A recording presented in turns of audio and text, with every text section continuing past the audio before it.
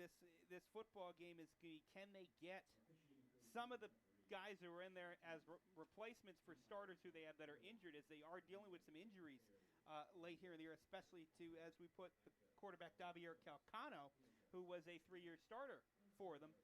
If they can't overcome that, it's going to be a very long night for Coach Rosenberger, because Notre Dame has a ton of offensive weapons. And also, I mean, we take a little look now as both teams are about to come out on the field. We're getting started a little later here today, as there is TV coverage of this ball game. So that will set us back about 5 minutes. We're actually going to start about 7:05 instead of 7 o'clock tonight. But just to take a little look at the Notre Dame secondary, we touched on before Nolan DeSora. He has had a terrific season. He's had 12 tackles on the year. Has an absolutely terrific season, as he has had an interception 2 weeks ago against Palisades. Now it's time to get to the starters for both ball clubs. First, for Jim Thorpe on offense, the quarterback will be Brett Ballett. He will wear number 9. He's 6'1" sophomore, only one completion attempt on the year, no completions. Then Brandon Fasolino wears number 8. He will play fullback. The tailback will be Sal Capria. He will wear number 14. Chris Stryka is one of the wide receivers. He wears number 28. Darrell Fisher, number 5, an 11th grader, will play wide receiver. Ian Hubbard, the 12th grader, he will play tight end, wear number 10. The offensive line, Paul Rutledge, number 59. Noah Rosak, number 76. He is only a freshman. Number 55 is Tyler Adamitis. He is a senior. And then another senior, A.J.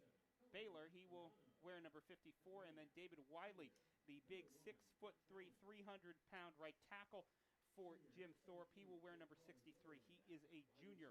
The defensive starters for Jim Thorpe, at the tackles, Austin Fraunheiser and A.J. Baylor.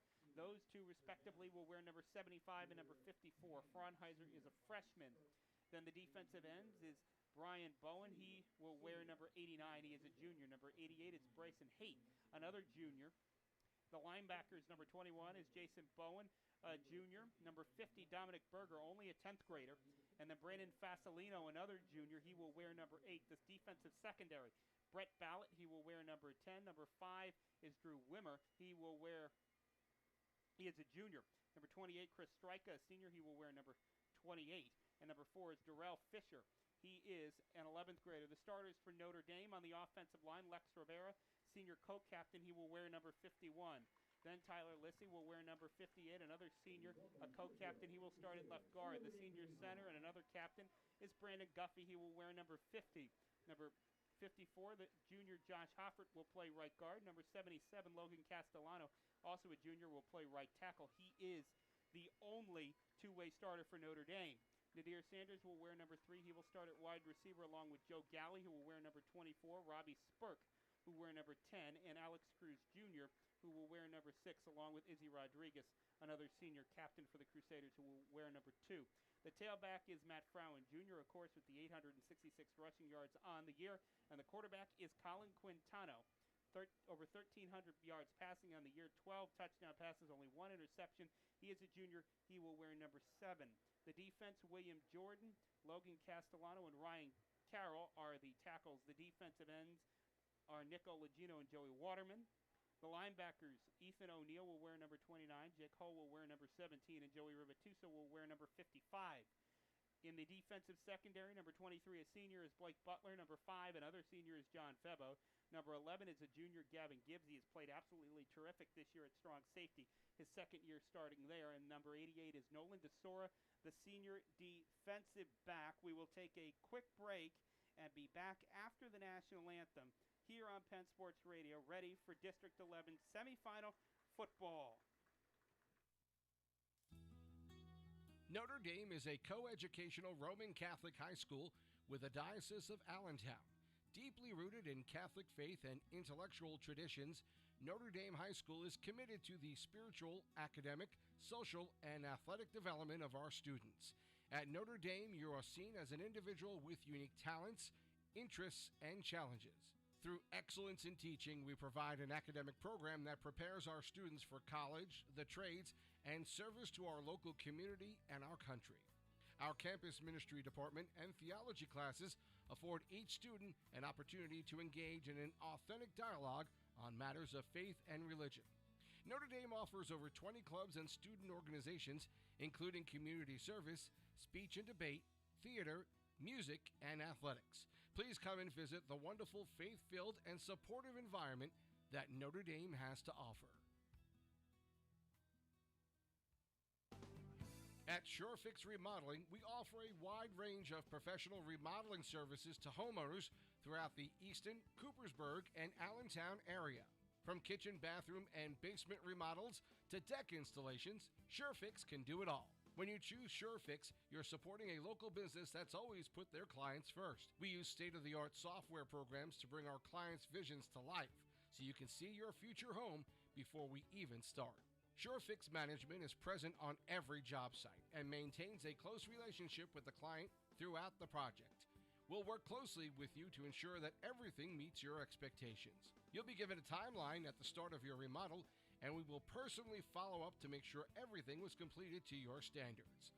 To learn more about SureFix Remodeling or get a free estimate, give us a call today at 610-392-0990 or visit our website, surefixremodeling.net.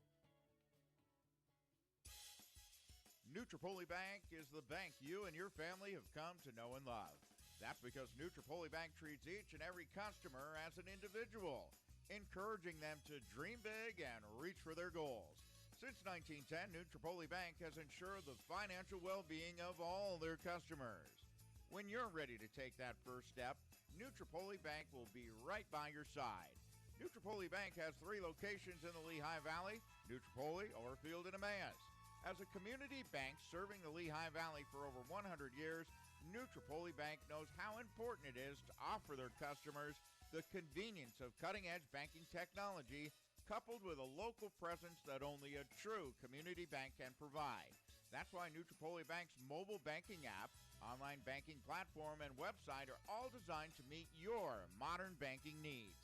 For more information, go to NutripoliBank.net. That's NutripoliBank.net. Albemarle Electric in Bethlehem is a full-service, single-source electrical contracting company. We believe in relationships first with our employees, community, and you, our valued customer. Since 1937, Albemarle Electric continues to prove itself as the leader in innovative commercial, industrial, educational, and healthcare electrical construction solutions, one satisfied customer at a time. Whether you're a small business or a large corporation, Albemarle Electric has the expertise to complete your project on time and on budget. Visit our website at albemarle.com or give us a call at 610-691-8606.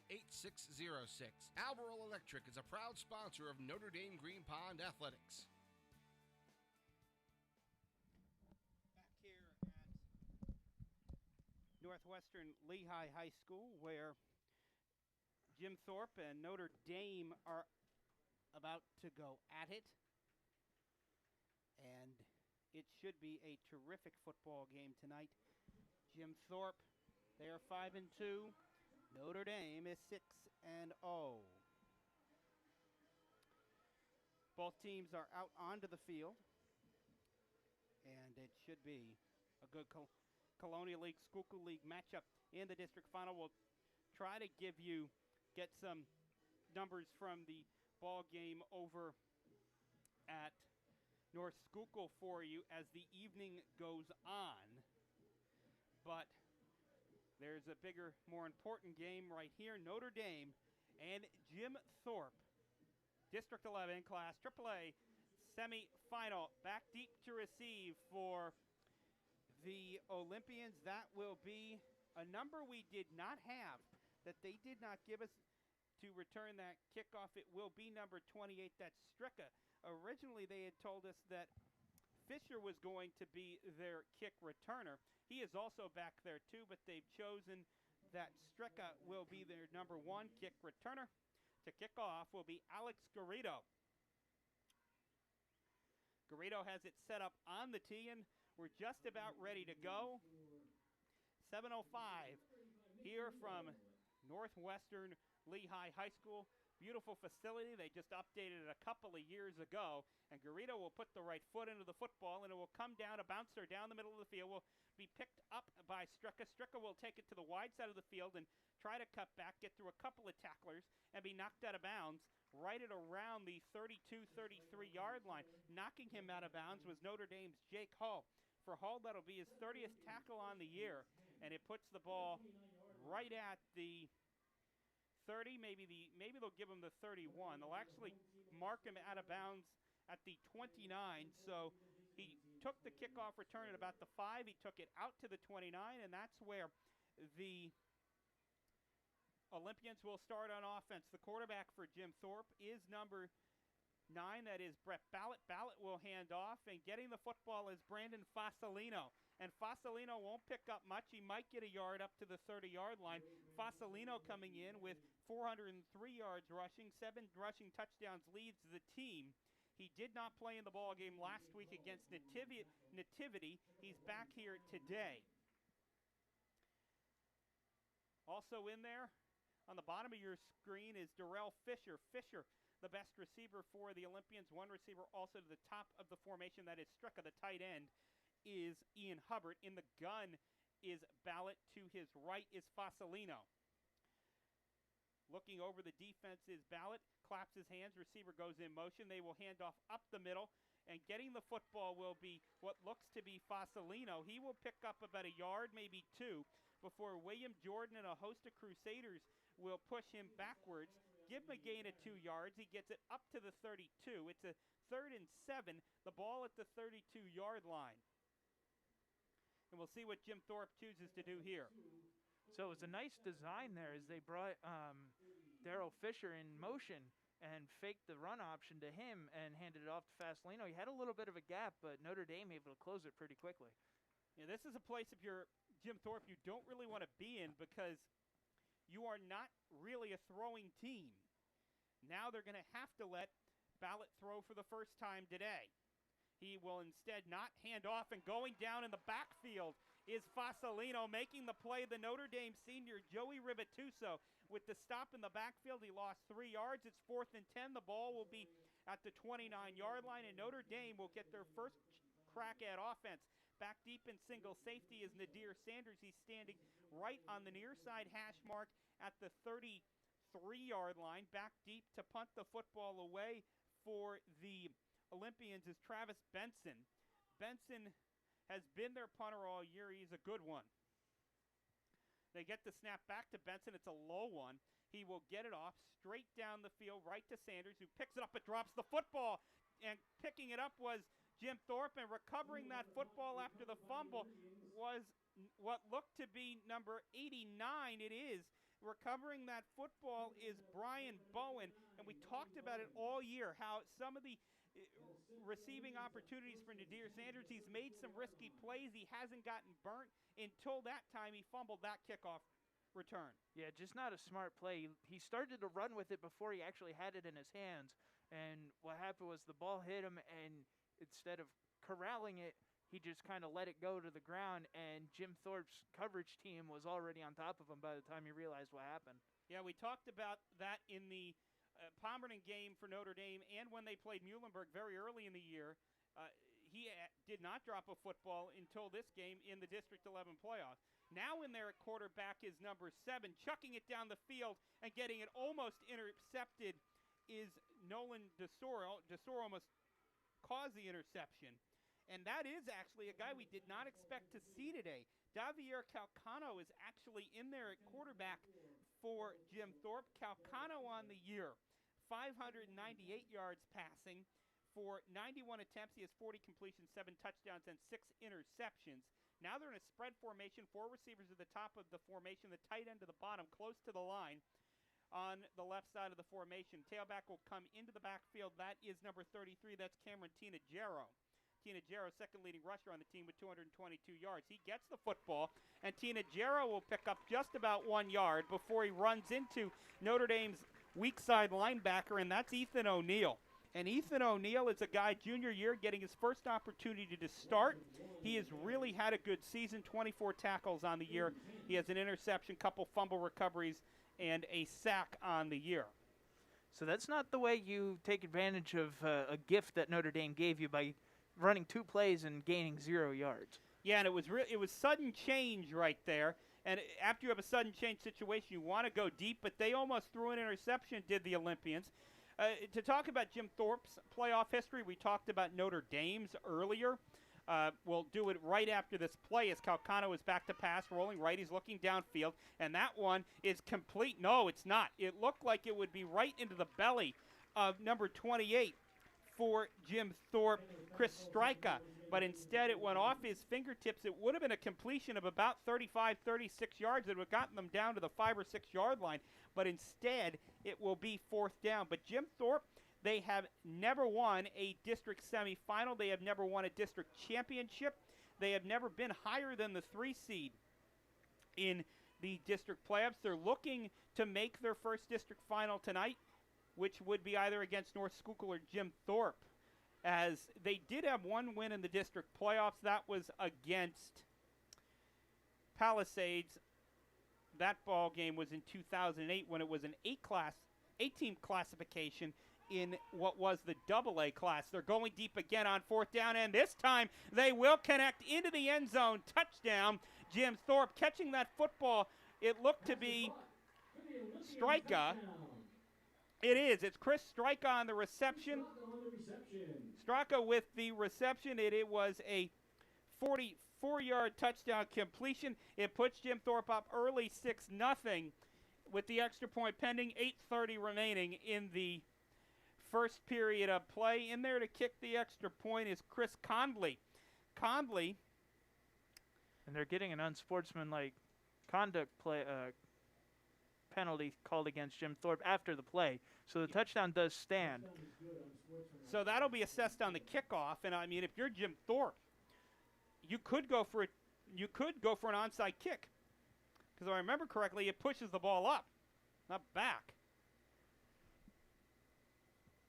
So Conley to attempt the extra point.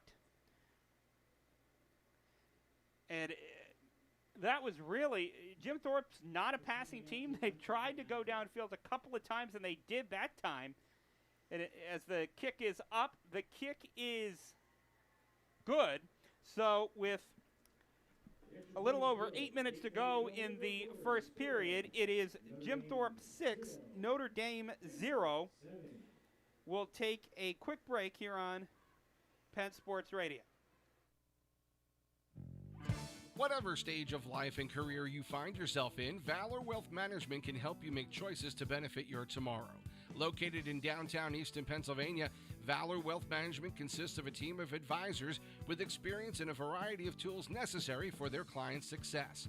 President Michael McGuire has over 20 years of experience working with clients in the Lehigh Valley. Check out their website, valoradvisor.com, and for further information, call 610-295-5593. Back here at Northwestern Lehigh High School, where Notre Dame and Jim Thorpe are playing in a District 11 class AAA football playoff game, a semifinal. Notre Dame trails Jim Thorpe 7-0 as Jim Thorpe got a quick touchdown pass from Calcano to Stryka after a fumble by Notre Dame on the punt return. Noah Sparandio and Andrew Trumbo are here from Northwestern Lehigh High School. 8:30 to go in the first quarter. Try to get you some updates from that North Schuylkill ball game when we can. As the kickoff is Conley. He will find Matt Frowen on the kickoff return. Frowen will pick it up at the 19-yard line, and Frowen will go to the far side of the field. He'll get stopped right around the 37 to 38-yard line. See where they put the football. And it will be Notre Dame's first crack on offense for the night,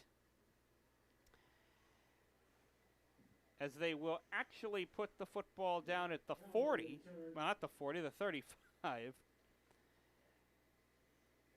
They'll put it down at the 35, and Notre Dame's ready to go. They will try out Colin Quintano, their junior quarterback. Colin Quintano, 1,350 yards, 96 completions on 143 attempts, 67% passing completion, 12 TDs and an interception. And he will hand off to Matt Frowen. Matt Frowen will get the football. He will pick up maybe a yard as he went to the near sideline on the jet sweep. Stopping him on the play was the linebacker for Jim Thorpe, number 50, Dominic Berger, the 5'10", 220-pound sophomore with a short tackle there, is 23rd of the year. And Frown had to get a lot of yards to get not very many yards at all. He was about 8 yards behind the line of scrimmage on a sweep pattern and fought his way just to get the 2 yards.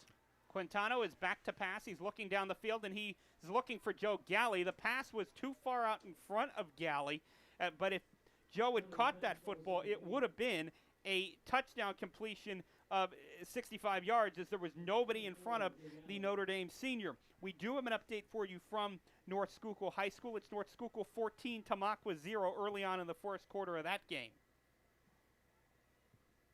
So that's maybe not absolutely shocking, maybe a little surprising this early in that game. North Schuylkill is a very good football team, as getting drilled as he let go of the football was Quintano. Coming in there like a rocket was Brandon Fasolino, and Fasolino laid a lick on the Notre Dame junior. He was a little slow to get up, but he does. He will walk off the field, and that will bring on a Nick Garrido punt. Back deep to receive is Darrell Fisher, the punt for Jim Thorpe. He's lined up near the near sideline on the near sideline hash.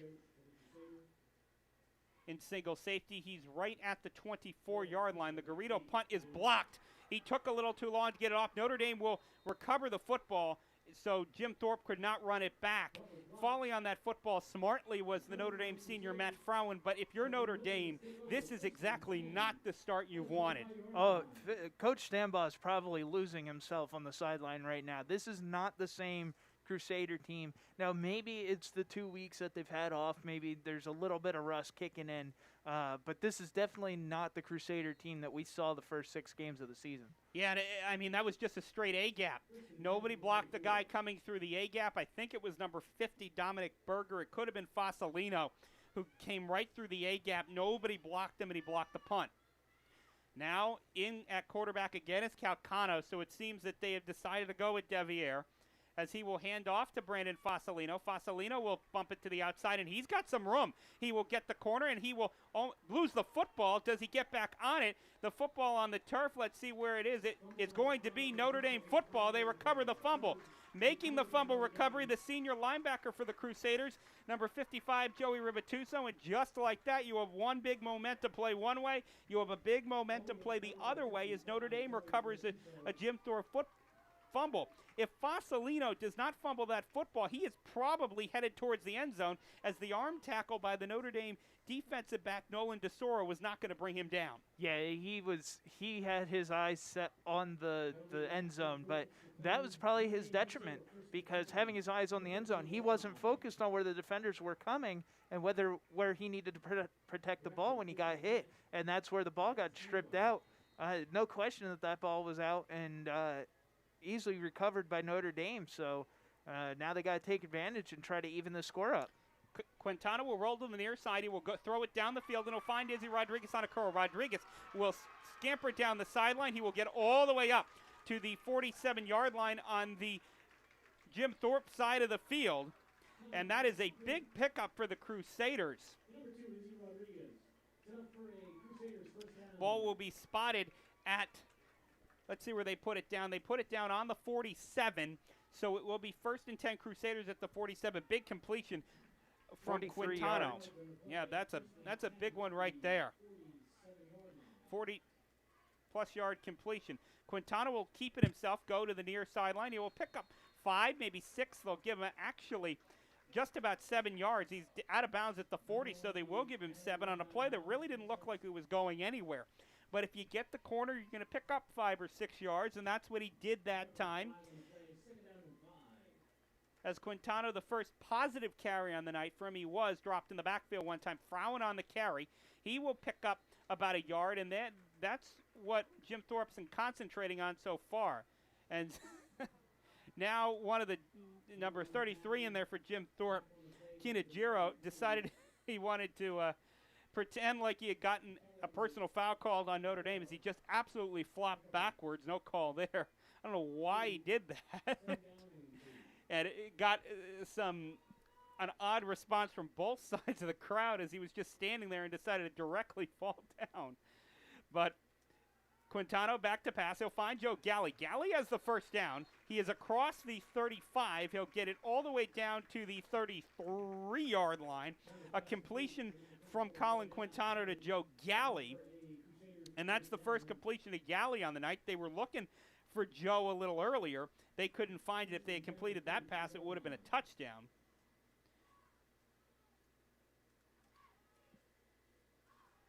Quintano in the gun. Frown to his left. Three receivers at the top of your screen, one to the bottom. Quintano barking out signals. Will throw the football down the field on a curl route right to that looks to be, and it is Robbie Spurk. Robbie Spurk went down 10 yards, turned around, got the football, and picked up about another 15. They had 3 curl routes on the top of the formation, and Robbie Spurk was the recipient of the Quintano pass. They get it down to the 15-yard line, and it is Notre Dame ball, 1st and 10 at the 15. Quintano in the gun. He'll hand off to Frown. Frown will go up the middle. He'll pick up 4 yards, and they will give him maybe 5 yards. They will stop the clock as there's a penalty flag on the play, and this play is probably coming back. As probably the only thing that could be just where the flag was thrown is that Jim Thorpe had too many guys on the field, or it's an illegal formation for Notre Dame. And it'll be a legal substitution on Jim Thorpe, actually illegal participation. So actually, they'll call it a legal substitution. So they will, I don't know if they're going to mark off the penalty after the yard or mark off the penalty before the yard. It's Notre Dame's going to pick up 5 yards either way. It's just as Mac Frown will get credit for a 5-yard rush would be the only difference. Because does Phil Stambaugh want to make it 1st or 2nd down? Now they're walking back, so I guess they're going to take the penalty. So nullify the 5-yard run for Matt Frown, and it's going to be 1st down again at the 10-yard line. 1st and 5 this time. Little odd situation there. But it is 1st and 5 after the Matt Frown run nullified because of the Jim Thorpe penalty. So Frown will not get the football. It's Izzy Rodriguez on a counter to the inside. Rodriguez will go 10 yards into the end zone. Rushing touchdown, Izzy Rodriguez, his first rushing touchdown on the year. Notre Dame is looking to tie this ball game up at 7 with a Nick Garrido extra point. And that was a terrific play right there. And I don't think I've ever seen that play in the Notre Dame offense. I definitely haven't seen it this year when we've covered the games. A nice little jet sweep option there for Notre Dame is Quintano took the snap and he was going to pitch it to Frown, but Izzy Rodriguez coming across the formation, he hands it off to him, completely had Jim Thorpe thrown off, and everybody was chasing after Frown, leaving Rodriguez The wide kick open. is good. After the kick, we will have a personal foul for running into the kicker because Garrido got absolutely leveled, tackled by whoever the outside end on Jim Thorpe was. I think they can take that on the kickoff, and they were talking about it with our referee and running into the kicker. So that'll be assessed on the kickoff. That's only a 5-yard penalty instead of a 15-yarder. But still, with that extra 5 yards, if you're Notre Dame, knowing where you have to kick the ball, you could be thought about possibly onside kicking it. Definitely if you get a personal foul. Yeah. Because then you have to get the ball over midfield. I think it's in a high school level, it's to the 35. You would actually, so that's not much of a difference. At the college level, it would be the 40 on the other side. Right here, Notre Dame has to get the ball to midfield. I don't think you would choose that option now necessarily. Looks like they're actually moving them up to the 45. Okay, so on the 45, you'd have to get it to the opposite 45. Because that's the thing. So, college kicks off from the 35. High school kicks off from the 40. A little bit different there, 5 yards difference. And college, they also let you go into the end zone with to receive a kickoff that you do not do in high school. That might be a rule that might get changed in a couple of years. Just give people a little more opportunity to return the football because the high school kickers are getting a lot better, especially some in the Valley. Garrido will kick it off. It will come right down to Stricka at the 5-yard line. He will take the football and he will get stopped by Ethan O'Neill, but he lost the football. It looks like Notre Dame might be on the bottom of that pile. If it is, it'll be Tyler Garcia, and it is. Tyler Garcia with the fumble recovery. The Notre Dame sophomore linebacker picked up the football after Stricka lost it. It's his first fumble recovery of the year, and Notre Dame will have the ball 1st and 10 at the 19-yard line. Wow, that's a huge momentum shift, and definitely something Coach Rosenberger didn't want to see on the Jim Thorpe side. Just as I got done saying Coach Stambaugh probably losing himself on his side, he cleans it up while Coach Rosenberger now is losing himself on his sideline. That is the 3rd fumble for either team who are not even through the first quarter. That is definitely a concern either side with that. Also, if you're Jim Thorpe, you almost had one football intercepted. In motion is Galley. He comes to the near side of the formation, and going back to receive the football on a screen is Galley. Galley will knife through a couple of defenders. He'll get the ball up to the 10-yard line. He'll pick up 5 yards, and it'll be 2nd and 5. The ball at the 10 after the completion from Quintano.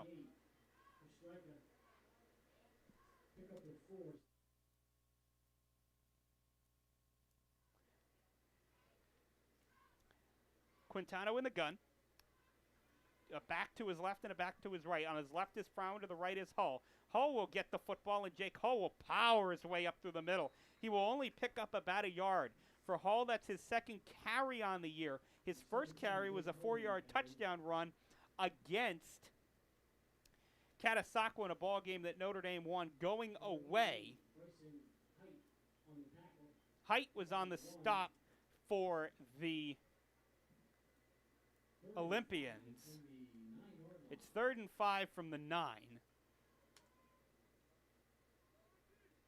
Quintano single, setback with him. That is Frown. He will not get the football as we'll have a whistle on the field. A penalty flag on the play. It'll be a dead ball offsides. Lining up in the neutral zone on Jim Thorpe, and that's just an uncalled for error. If you're Mark Rosenberg, you can't be happy with that. That will probably give them a 1st and goal, because the ball will get moved down to the 5, and that'll be 1st and goal at the 5. Actually, they give them all the way down to the 4. So that's a big penalty. It's a huge penalty, and now all the mistakes are starting to pop out for Jim Thorpe, and it's definitely not something that you need to see if you're an Olympians fan right now. Quintano will call his own number. He will go into the end zone for a 5-yard touchdown run. Touchdown Notre Dame with 4:37 to go in the first quarter. It's Notre Dame 13, Jim Thorpe 7, Garrido in to attempt the extra point. And just like that, Notre Dame's back on top again. They got down quickly on a bad play by Sanders and then a blown coverage in the defensive secondary. But this Crusader team could just score so quickly. The kick is up. The kick is good. We have a penalty flag on the play. This could be offsides on the play. I don't know what it's going to be. They look like Notre Dame might be bringing the offense back. It's on Jim Thorpe. It's either going to be running into the kicker, or it's going to be prior to the play offsides on Jim Thorpe for lining up in the neutral zone again. Well, it's Jim Thorpe lines up in the neutral zone again. So that could be more costly, because now Notre Dame's going to go for 2, which could get them up by 8. And let's just put it, if you want somebody to design a 2-point play for you, I mean, Andrew, both of us, Phil Stambaugh is the guy who would design a 2-point play. Yeah, I think he should probably be hired by the Eagles coaching staff, since they seem to keep running out of plays for 2-point conversions and short yardage gains. So credit Phil Stambaugh for his offensive creativity. When he was in the NFL, he spent half a season with the Eagles in training camp. Oh, okay. 2001 or 2. Frowen will just power his way into the end zone. 2-point conversion is good. The score with 4:37 to go in the first period of play. It's Notre Dame 15, North Jim Thorpe 7. We'll take a quick break here on Penn Sports Radio. Let HTSS help you get the job that'll get you going in the right direction. HTSS and Emmaus is your staffing solution, and right now they're hiring for customer service call center reps, IT, engineers, and data entry, as well as sales and marketing, administrative office staff, accounting, financing, logistics, and distribution. Get started down the path to employment with HTSS. To set up an appointment, call 610-432-4161 or apply online at htss-inc.com. That's htss-inc.com. Back here at North Schuylkill, not North Schuylkill High School. I was just going to give you an update from the North Schuylkill game. Got a little ahead of myself as Notre Dame's about to kick off here at Northwestern Lehigh High School. Noah Sprando, Andrew Trumbore, as it's Notre Dame, Jim Thorpe in a district semifinal. That kickoff will go into the end zone for Garrido. But that gets to what I was about to say, which is over at North Schuylkill, they now lead Tamaqua 21-0 with 5:25 to go in the first quarter. Looking at that football game, North Schuylkill stays on the pace that they're on. That's going to be a Mercy Rule game before halftime. That sounds like a game that we had earlier this season with Notre Dame. I can't remember exactly who it was. It might have been Muhlenberg. At home, where it was 28-0 by the end of the first quarter, and I believe we were in Mercy Rule eligibility by halftime. It might have been 35-0 at the end of the first quarter. I can't exactly remember that game. There was a lot of points scored, I'll say that much. Penalty flag before the snap, and that'll be on. It looks like they're pointing towards Notre Dame. And again, the third straight penalty is somebody lining up offsides. Again, somebody from Notre Dame lined up in the neutral zone. It might have been William Jordan.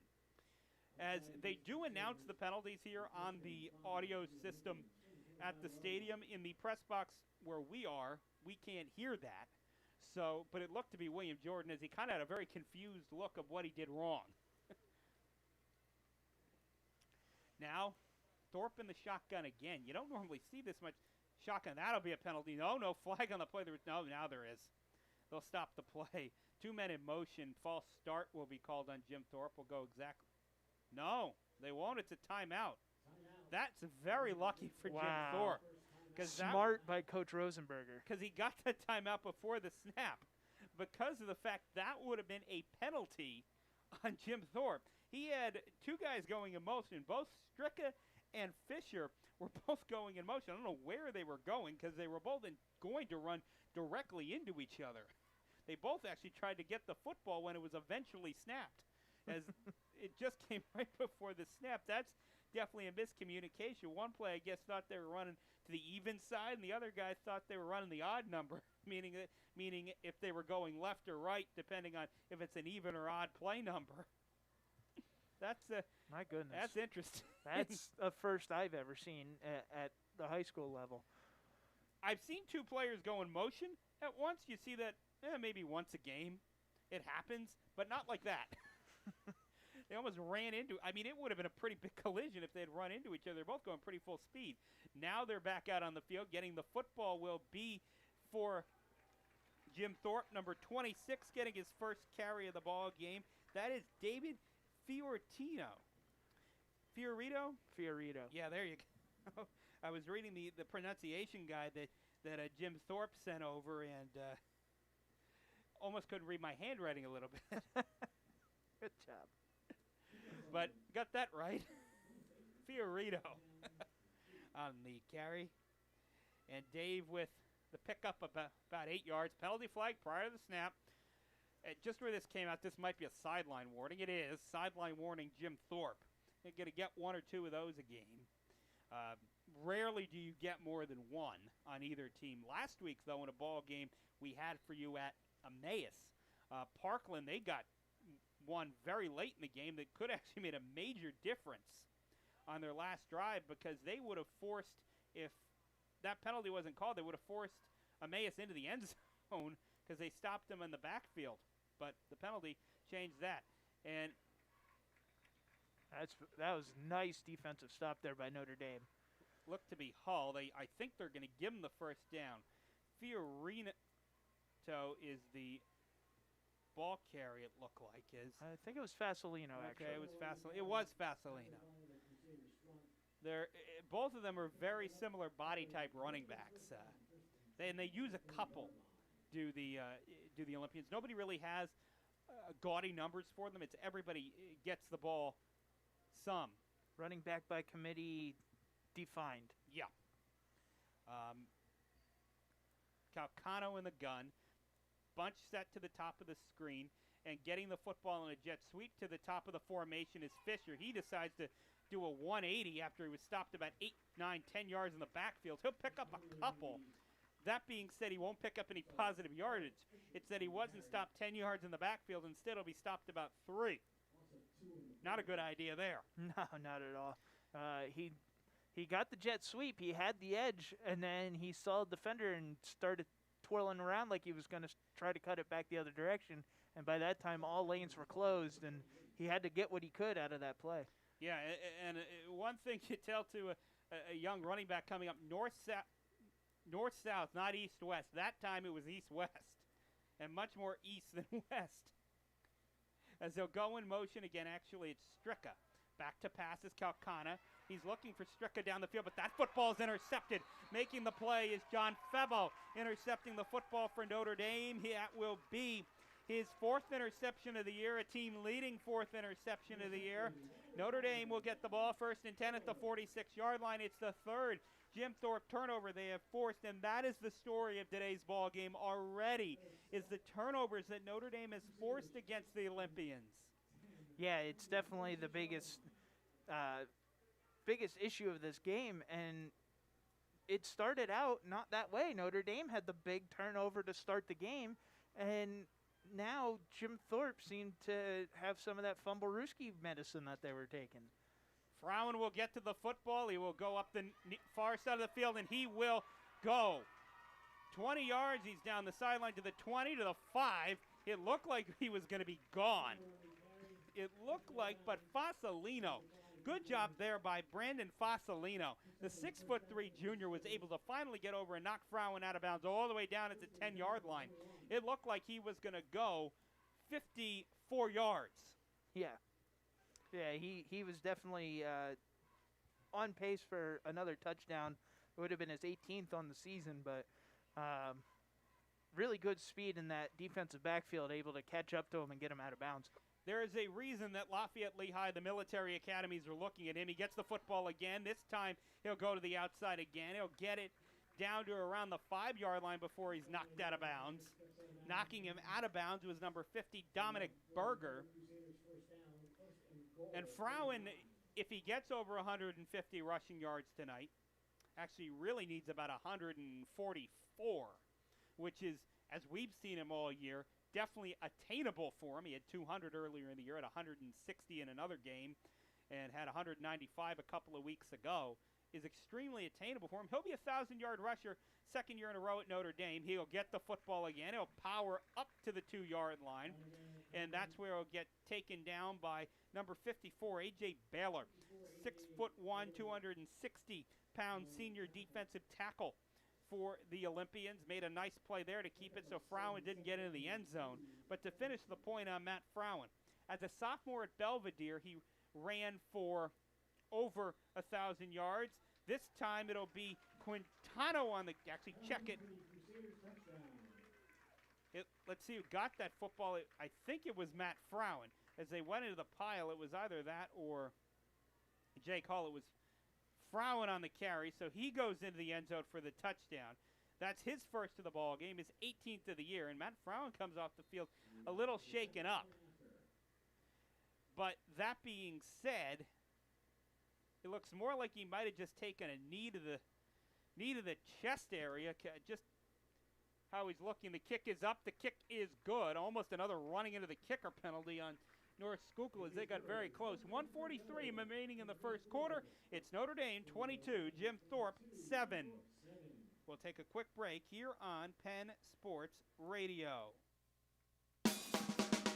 Albemarle Electric in Bethlehem is a full-service, single-source electrical contracting company. We believe in relationships first with our employees, community, and you, our valued customer. Since 1937, Albemarle Electric continues to prove itself as the leader in innovative commercial, industrial, educational, and healthcare electrical construction solutions, one satisfied customer at a time.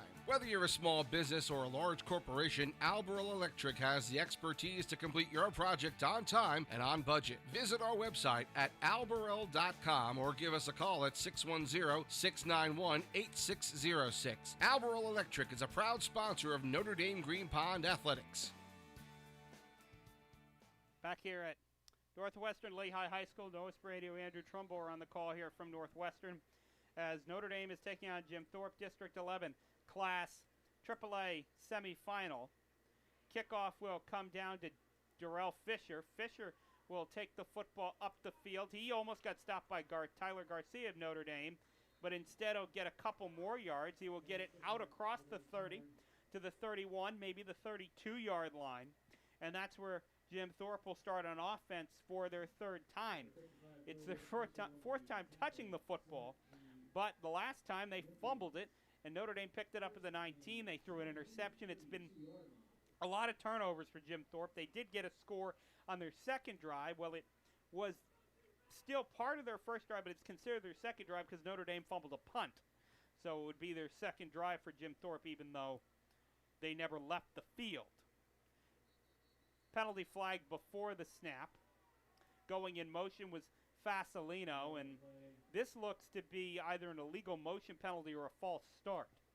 It's going to be a dead ball penalty. A false start will be called on Jim Thorpe. Knock him back 5 yards, send him to the 27, and that's where they will start on offense.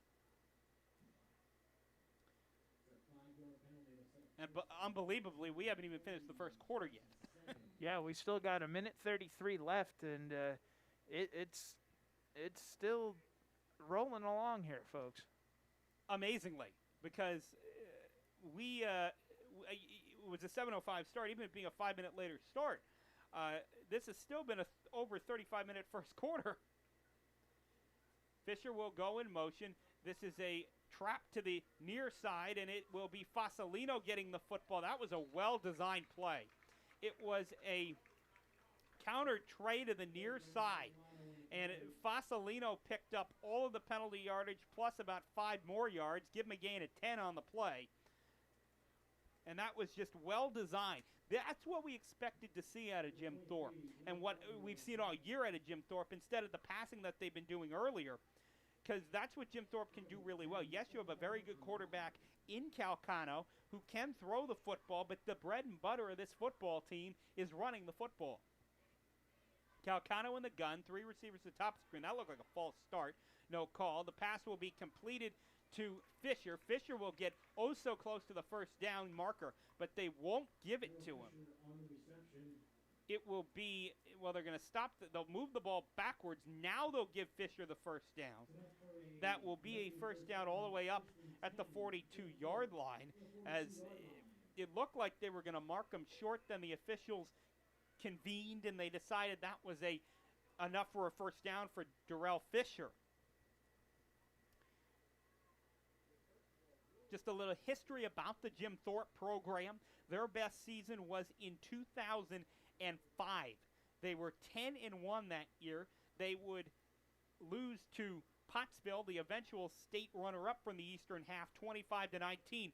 Flea flicker, double reverse. Going down is Calcano, and catching the football is number 28, Stricka. Stricka won't get into the end zone, though. He gets stopped at the 5.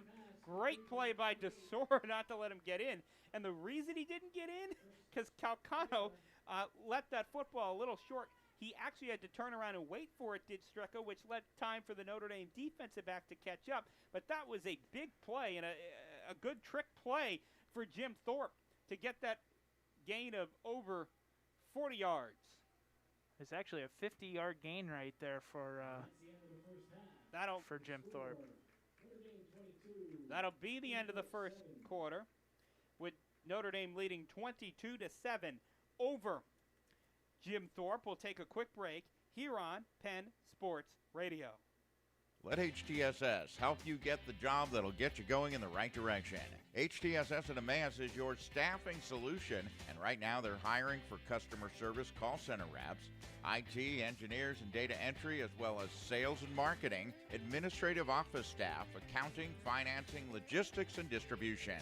Get started down the path to employment with HTSS. To set up an appointment, call 610-432-4161 or apply online at htss-inc.com. That's htss-inc.com.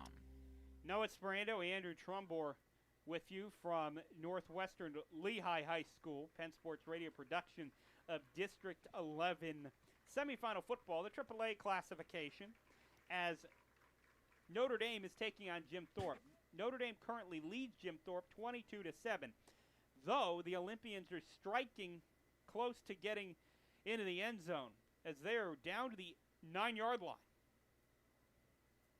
And they just completed a 50-plus yard flea flicker play to Chris Stricka from Calcano that got him down there. Very long first quarter of play. Both teams throwing the ball a lot. Not what we thought Jim Thorpe would come out in. As Jim Thorpe, normally that single wing offense that we've seen for many, many years from Coach Rosenberger and the previous Jim Thorpe coaches, but they've decided to air it out a little bit, and they've done that. Yeah, and it seems to be working. The only difference is the ball has to get to the Jim Thorpe receivers a little faster for it to really become effective. Wildcat formation. Fasolino will get the football, and he will go into the end zone for an 8-yard touchdown run. Brandon Fasolino will bring Jim Thorpe back within 9 points as it is 22-13. The extra point is pending, and that duty will be taken on by Chris Condley. Condley is a 6-foot senior. He made his first extra point. Conley's extra point is up, and Conley's extra point is good. The score, as we're just about 15 seconds into the quarter, at 11:56 remaining, it's Notre Dame 22, North Schuylkill 14. We'll keep it right here on Penn Sports Radio, and that was, while it might not have been the prettiest drive for North Schuylkill, aided off of that trick Jim play. Not again. I'll get getting ahead of yourself again. Not getting ahead of myself, but we were talking about the North Schuylkill-Tamaqua game while we were at break, because North Schuylkill has scored again against Tamaqua. They're now up 28-0. The winner of this ball game will get, of course, what looks to be North Schuylkill, but the winner of that ball game is there's still plenty of time left. They're still just starting the second quarter. I don't even think they've started the second quarter yet. So plenty of time for Tamaqua to come back in that game, but right now, North Schuylkill with a 28-0 advantage. But right here, Jim Thorpe, they have made it a 8-point game, 22-14. Yeah, and this is not a team that you want to let stick around. Really got to start cleaning up some of these plays and some of these drives and really start putting this team away, or else they're just going to keep nipping at your heels the whole time. Yeah, this is not a bad Jim Thorpe football team if you're Notre Dame. This is a very good Jim Thorpe football team. Same way if you're Jim Thorpe. These are two of the best teams out of their respective leagues. As getting the kickoff will be number 10, Robbie Spurk. Spurk will zigzag around a little bit before he is taken down by a pile of Olympians, led there by number 19 for the Olympians. That is Matthew Stoffer. Stoffer, he is a 5'6" ninth grader, and he's getting some good work there on the kickoff team for Jim Thorpe. There's a lot of freshmen on this Jim Thorpe team getting a lot of action, but they've held their own so far. Especially up front defensively, Fraunheiser for the Olympians, and on the other way, Noah Rosak, who's starting at left guard for the Olympians. Quintana will back to pass, screen pass, a little bit of a tunnel screen, and that's going to pick up nothing. Alex Cruz caught the football, but Alex Cruz got exactly 0 yards. He might have even lost one. The ball will be at the 28. And that was, it was well designed, but Jim Thorpe had it snuffed out perfectly. It was a very dangerous play. It actually came very close to being intercepted. That's a Phil Stambaugh special right there, but it's either that play is open for 40, 50 yards, or it's going to turn into that, because it's either the defense immediately recognizes what that play is going to be, or they don't recognize it and it's a big gainer. We'll take a quick break as we have a timeout on the field here on Penn Sports Radio. Albemarle Electric in Bethlehem is a full-service, single-source electrical contracting company. We believe in relationships first with our employees, community, and you, our valued customer. Since 1937, Albemarle Electric continues to prove itself as the leader in innovative commercial, industrial, educational, and healthcare electrical construction solutions, one satisfied customer at a time. Whether you're a small business or a large corporation, Albemarle Electric has the expertise to complete your project on time and on budget. Visit our website at albemarle.com or give us a call at 610-691-8606. Albemarle Electric is a proud sponsor of Notre Dame Green Pond Athletics. Frowen will go in motion next to Quintano. He will get the football. He will go up the middle, and he will pick up a couple of yards. We'll see how many they give him, as it was really a nice gain for Frowen. Picked up a yard, but it keeps them in a 3rd and 9. Would also like to thank tonight Northwestern Lehigh School District, as you can also hear us on the Northwestern Lehigh School District live stream on the Northwestern Lehigh School District page. Quintano back to pass. He will pick up the first down. Oh my, oh no, now he will pick up the first down. He made a bad idea to go backwards after a shaking off a couple of tacklers on a scramble. Phil Stambaugh, though, after picking up the first down, has almost ripped Quintano's head off. He was not happy about something. And he's also given a little bit to the referee as well. I don't know exactly what happened there, but he got on Quintano for his motion and then started pointing at the side judge. He got on Quintano for taking it off with. We are too far up in the press box to understand what Phil Stambaugh was saying, but he was quite animated about something there after the first down pickup by Quintano. Getting the football is Robbie Spurk on an out to the outside. He will get the first down yardage. Making the stop for the Olympians will be number 5, Drew Wimmer. Wimmer, a 5'10" junior. That's his 16th tackle on the year. He leads the team with 4 interceptions, though does Wimmer. The team in the secondary, they have 3 interceptions from Fisher also, so some good defensive backs for this Jim Thorpe Ball Club. Stryka also has 2. Frowen will get the football. He's got to try to shake a defender. He does. That might be a penalty flag, because that looked like a blindside block.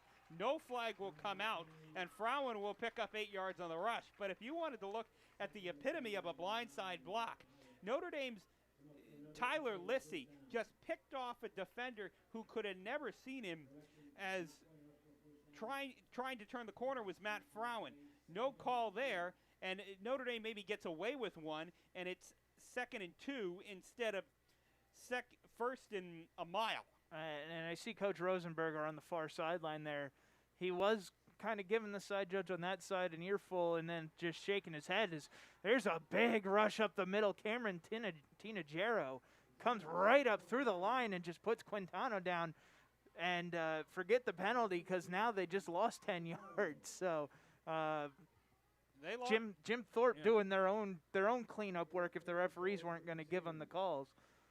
They lost about as much yard as they would have lost on that penalty on that sack of Quintano. It's 3rd and 12 now, and the thing about the penalty, it would have still been first down. Now it's 3rd down if you're Jim Thorpe. Trying to make a big stop here. Back to passes Quintano. He's looking down the field. He will find Joe Galley. Galley will fall out of bounds right at the 35-yard line. He will be 4 yards shy of the first down, so we'll see if Notre Dame chooses to go for it. If they would have chosen to go for the field goal, it would be about a 52-yard field goal, which might be out of the range of the junior kicker Nick Garrido, so the Crusaders will go for it at the 35. And jumping offsides are the Olympians. That's what it looked like, and that's what the call is going to be. Hard count by Quintano, forced the penalty. Now that can't make Coach Rosenberger happy for Jim Thorpe, as another mental mistake. Yeah, it's definitely something that you have to question the discipline on your team. Was it the freshman on the line? Was it just somebody really antsy to get back at Quintano and try and get some of those yards back. It's really something that you have to shake your head at. That looked like the senior, though, Baylor, who jumped off sides. We'll have another penalty flag, though, and let's see what this one is. It's going to be a dead ball. No, it's just going to be a timeout Notre Dame. Their second charge timeout of the half. We'll take one with them here on Penn Sports Radio. With the best materials and professional standards, Edge One Property Services of New Tripoli is your home for commercial and industrial residential services. This includes cleaning solutions, painting, pavement solutions, snow, ice management, and landscape. Edge One Services' sophisticated management team can provide maintenance services to the commercial, industrial, educational, and HOA community sectors. Give your property the Edge One effect. For more information, call 484-247-4240 or go to edgeoneservices.com. Back here at Northwestern Lehigh High School, New Tripoli, Pennsylvania, where Notre Dame is taking on Jim Thorpe in a neutral site District 11 Class AAA semifinal. In the other semifinal at North Schuylkill High School, North Schuylkill is defeating right now Tamaqua 28-0. That ball game is at the end of the first quarter. So Tamaqua with a big hole to climb out of, but they have a lot of time to do that. Getting the football is Quintano. He calls his own number, goes to the outside, will get knocked out of bounds by Stricka at around the 18-yard line, as that's a big play right there. Yeah, a nice, strong 12-yard run there for Quintano to really kind of bolster his confidence in his run game. And now let's see if they open it up and try to air it into the end zone here with only about 19 yards left. Yeah, it's a decision here for Phil Stambaugh what he wants to do. Instead, he'll hand off to Matt Frowen. Matt Frowen will scoop by the first two defenders. He'll pick up 4 yards before he's put down none too gently by Dominic Berger. And Berger has played a terrific game at linebacker for the Olympians. We touched on him in the open. He is only a sophomore and a guy who can really play some football. He started since he was a freshman, and that time he had a very nice open field tackle and not an easy guy to put down. No, Matt Frown. You see Matt Frown running at you, you're wondering if you need to call the train company because it's not stopping once he gets to you. He's added about 15 pounds of muscle in the offseason is what we were told, and that has made a big difference. Into the end zone, touchdown, Notre Dame. Quintano to Robbie Spurk. It is a 15-yard touchdown completion. Notre Dame back up on top by 2 scores as they now hold the lead 28-14, and the extra point is pending. Yeah, just beautifully, a beautiful little post route coming into the center of the field there. Spurk had his man beat by about 3 yards, and it was just a soft little touch from Quintano to hit him as he inched stride in the end zone. For a Spurk, that will be his 3rd receiving touchdown on the year. He had 2 earlier in the year. One was against Muhlenberg, 77-yarder. The kick by Garrido is up. The kick by Garrido is good. So, with 7:47 to go in the second quarter, Notre Dame jumps out on front by 2 scores again, 15 points, 29-14. We will keep it right here as it's really been an interesting game. Notre Dame got down early to Jim Thorpe 7-0. Then they stormed all the way back to lead 22-7 at the end of 1 quarter of play. Then Jim Thorpe was able to get one back, make it a 1-score game again at 22-14. And you thought maybe a couple minutes ago that Jim Thorpe was really getting something going. Then a few minutes later, Notre Dame goes down the whole length of the field.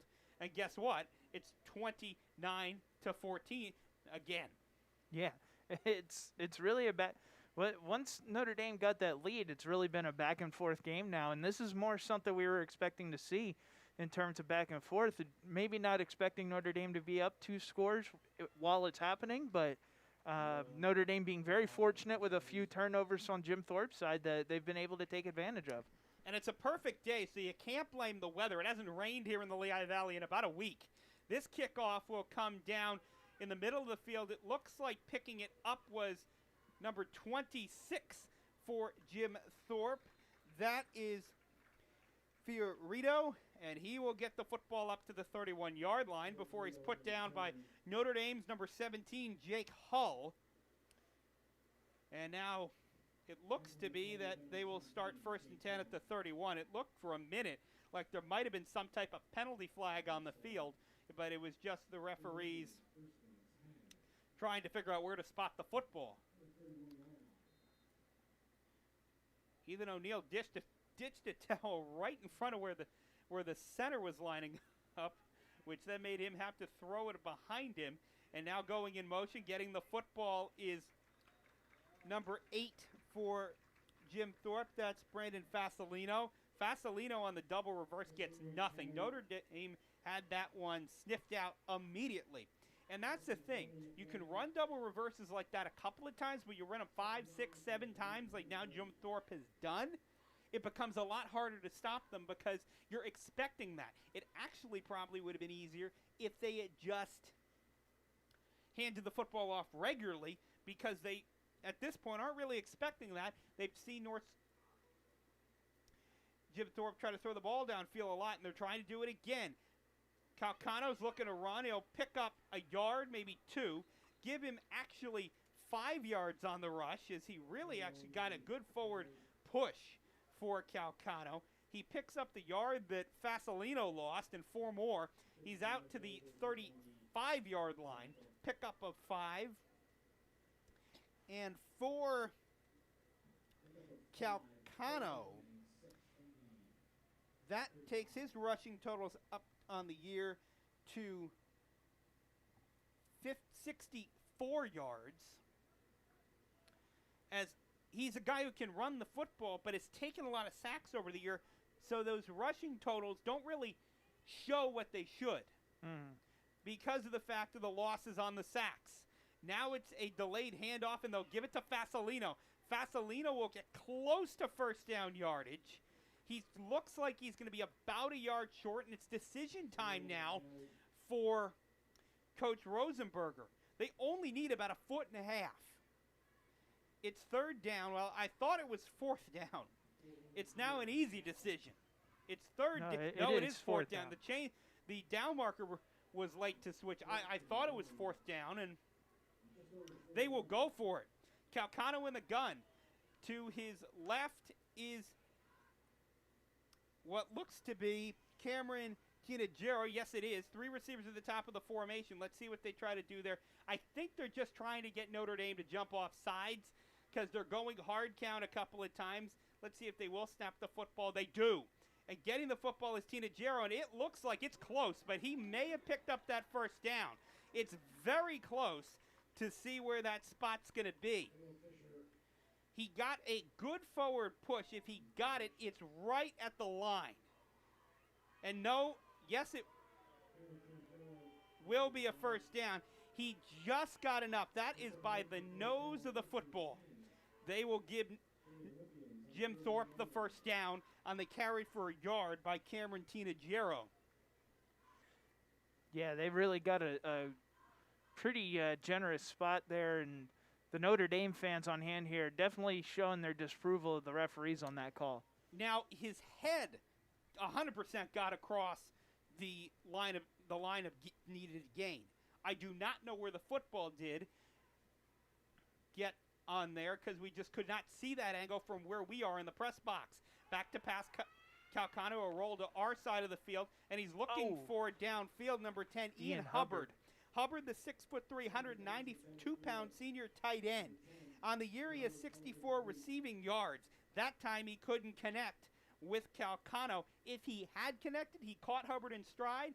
That would have been a 59-yard touchdown pass. And it was definitely the best thrown ball from Calcano on the night. Got downfield pretty quickly. It just kind of outpaced his wide receiver and beat him out by about 2 or 3 yards. Yeah, that was a play. If Calcano could have connected on that, it would have been a completely different story. Calcano's only issue tonight has been that he's been a little overthrowing on some of those passes. Getting the football is Tinagero, and he'll pick up 2 yards. Making the play was Notre Dame's number 55, Joey Ribatuso, a name, of course, you're going to hear a ton. He is the star of this Notre Dame defense. 56 tackles on the year coming in. He had a fumble recovery earlier when Fasolino fumbled the football for the Olympians. And he's done just about everything for this Notre Dame ball club. A guy who had started for 3 years for Phil Stambaugh. In the gun is Calcano. Fasolino to his left. Bunch set to the top of the formation with 2 receivers and a tight end. Calcano will roll that way. He will find his receiver. That will be Darrell Fisher. Fisher will pick up about 4 yards, but that'll be well short of the first down, as he will have to get out to the 49-yard line on the Jim Thorpe side of the field. They only got to the Notre Dame 47. Yeah, 47. The referee was standing in front of the line marker there, but we got it. They're going to go for it on 4th down again. Maybe they actually might punt this time. They're in an odd formation. Again, remember we were at Palisades 2 weeks ago. Palisades always used their quarterback to punt. A lot of schools are doing that. I know Bethlehem Catholic was using Richardson before he got hurt.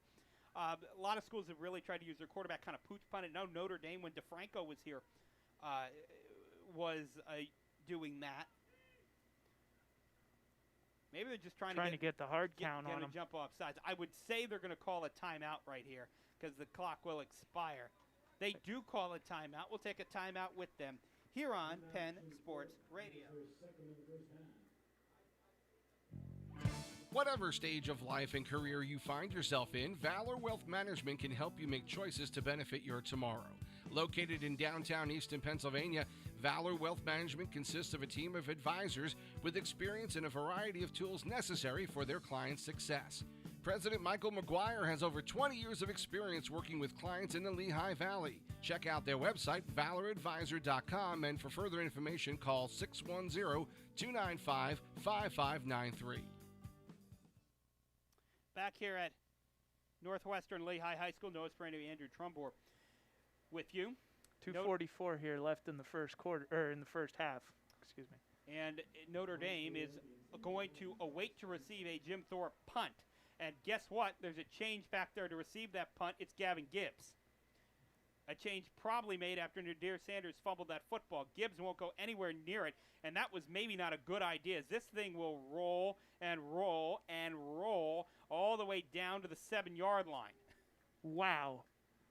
You want to talk about a lucky bounce. That thing hit at the 30 and just it's like you said, it rolled and it rolled and it rolled and it just kept rolling. It rolled like it was an oblong-shaped football, but more a soccer ball, and just kept going until it got down almost to the 5-yard line. It finally laid to rest at the 7-yard line, where Notre Dame will take over 1st and 10.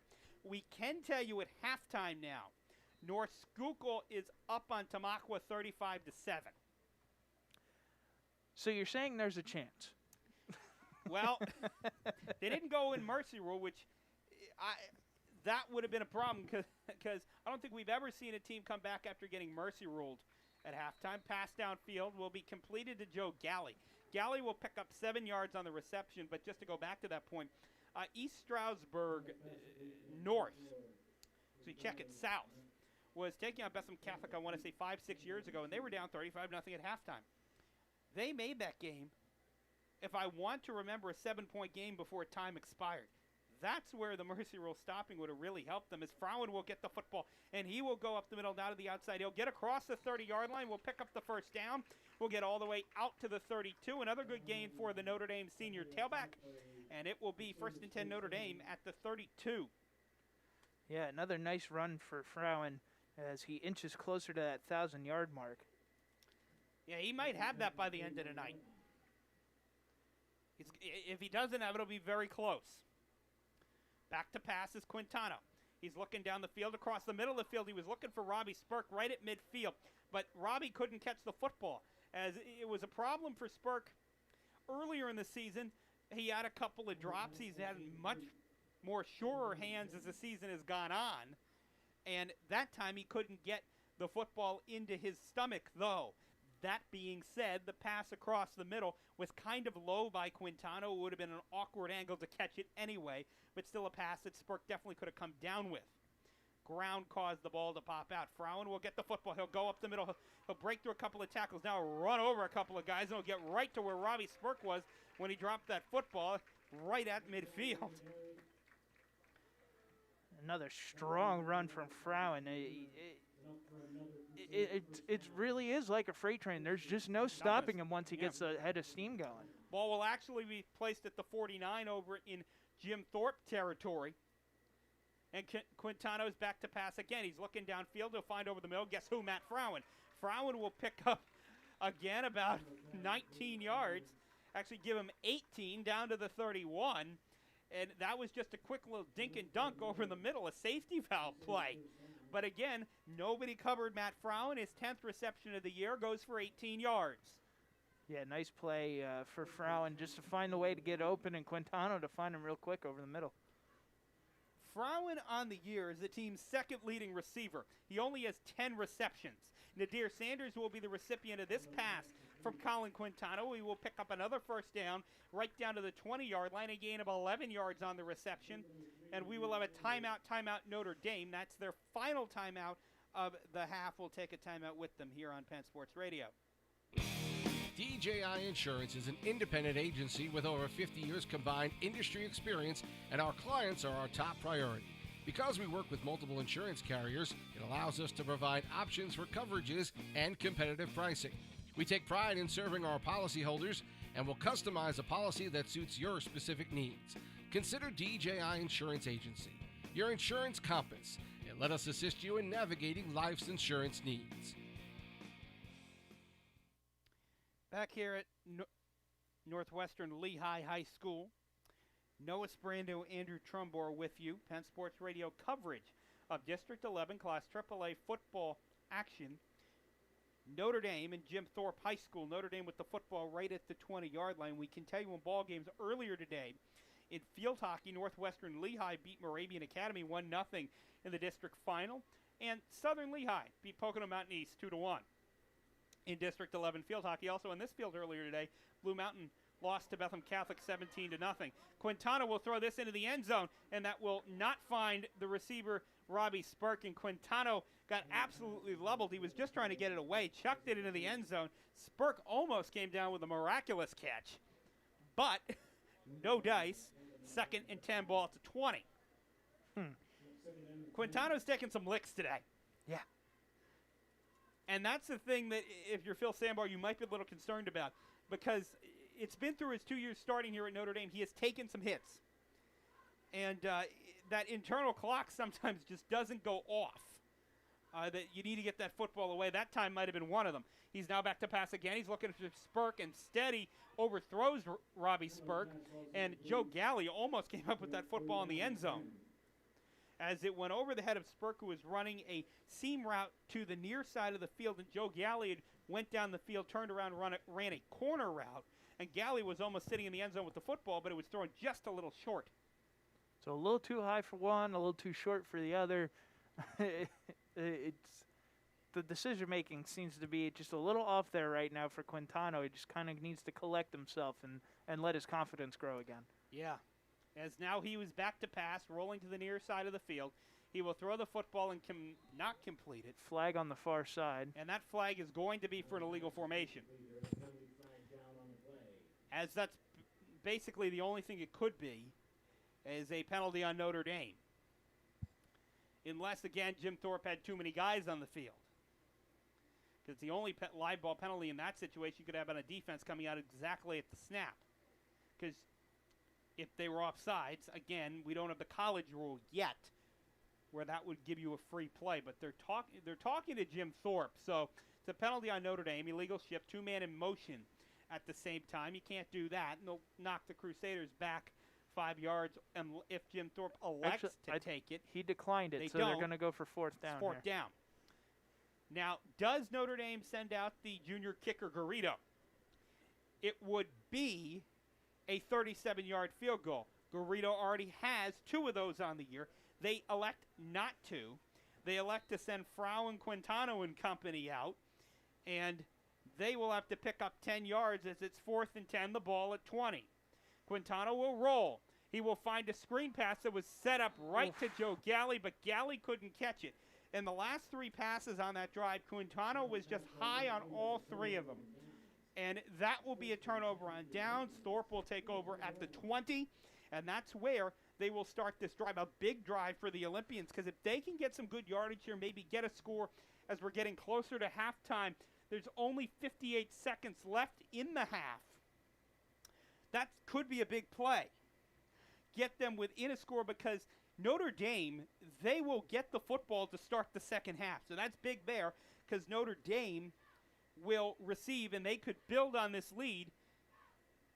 They did avoid the first bullet by not letting Notre Dame score right before the half. Fisher will go in motion to the top of the screen, and then he will not gain much of anything there. Jarrell Fisher will get run into by a wall. Led by Jake Hull and Ethan O'Neill, Notre Dame did not let him get anything there, and that jet sweep really hasn't worked for the Olympians. Yeah, it's like you said. Once you see it once, twice, 3 times over, it's very easy. It becomes very easy to defend, and Notre Dame seems to have the number on that play. Yeah, it's been not very effective so far. Now, that being said, the counter trade that they've run to the inside, that has worked. Worked a couple of times. Both teams have tried it. Notre Dame once, it led to an Izzy Rodriguez rushing touchdown. To get the football is Fasolino. Fasolino will run to the outside. He's trying to get out of bounds. Let's see if he does. He does not. So the clock will continue to run. And I don't know if that's the Jim end of Thorpe the half. didn't mind to do that as the first half's over. They wanted to just get out of the first half as they trail the score by 29-14. So we go to halftime. We'll take a quick break here on Penn Sports Radio and be back with some analysis of the first half, some stats, and some out-of-town scores here on Penn Sports Radio. You're listening to District 11 Playoff Football on Penn Sports Radio. Nutripoli Bank is the bank you and your family have come to know and love. That's because Nutripoli Bank treats each and every customer as an individual, encouraging them to dream big and reach for their goals. Since 1910, Nutripoli Bank has ensured the financial well-being of all their customers. When you're ready to take that first step, Nutripoli Bank will be right by your side. Nutripoli Bank has 3 locations in the Lehigh Valley: Nutripoli, Overfield, and Emmaus. As a community bank serving the Lehigh Valley for over 100 years, Nutripoli Bank knows how important it is to offer their customers the convenience of cutting-edge banking technology, coupled with a local presence that only a true community bank can provide. That's why Nutripoli Bank's mobile banking app, online banking platform, and website are all designed to meet your modern banking needs. For more information, go to NutripoliBank.net. That's NutripoliBank.net. Notre Dame is a co-educational Roman Catholic high school with a Diocese of Allentown. Deeply rooted in Catholic faith and intellectual traditions, Notre Dame High School is committed to the spiritual, academic, social, and athletic development of our students. At Notre Dame, you are seen as an individual with unique talents, interests, and challenges. Through excellence in teaching, we provide an academic program that prepares our students for college, the trades, and service to our local community and our country. Our campus ministry department and theology classes afford each student an opportunity to engage in an authentic dialogue on matters of faith and religion. Notre Dame offers over 20 clubs and student organizations, including community service, speech and debate, theater, music, and athletics. Please come and visit the wonderful faith-filled and supportive environment that Notre Dame has to offer. At SureFix Remodeling, we offer a wide range of professional remodeling services to homeowners throughout the Easton, Coopersburg, and Allentown area. From kitchen, bathroom, and basement remodels to deck installations, SureFix can do it all. When you choose SureFix, you're supporting a local business that's always put their clients first. We use state-of-the-art software programs to bring our clients' visions to life, so you can see your future home before we even start. SureFix Management is present on every job site and maintains a close relationship with the client throughout the project. We'll work closely with you to ensure that everything meets your expectations. You'll be given a timeline at the start of your remodel, and we will personally follow up to make sure everything was completed to your standards. To learn more about SureFix Remodeling or get a free estimate, give us a call today at 610-392-0990 or visit our website, surefixremodeling.net. Back here at Northwestern Lehigh High School, it's halftime. Notre Dame leads Jim Thorpe in this District 11 Class AAA semifinal by a 29-14 score. We're about 10 minutes left in halftime. And that gives us some time to give you some out-of-town scores. First off, Minersville is playing Catasauqua today in a AA playoff game. Catasauqua leads that ball game at halftime by a 10-6 score, as Connor Schwam, the quarterback at Minersville, has thrown 4 interceptions so far, but Minersville's still in it in that ball game. Catasauqua, they beat Wilson earlier there after snapping a long losing streak, and that would be a big win for that Rough Rider program to get a win in the District 11 playoffs with a first-year head coach. Some of the other games, of course, North Schuylkill, they are up 35-7 over Tamaqua. Winner of this ball game gets that ball game.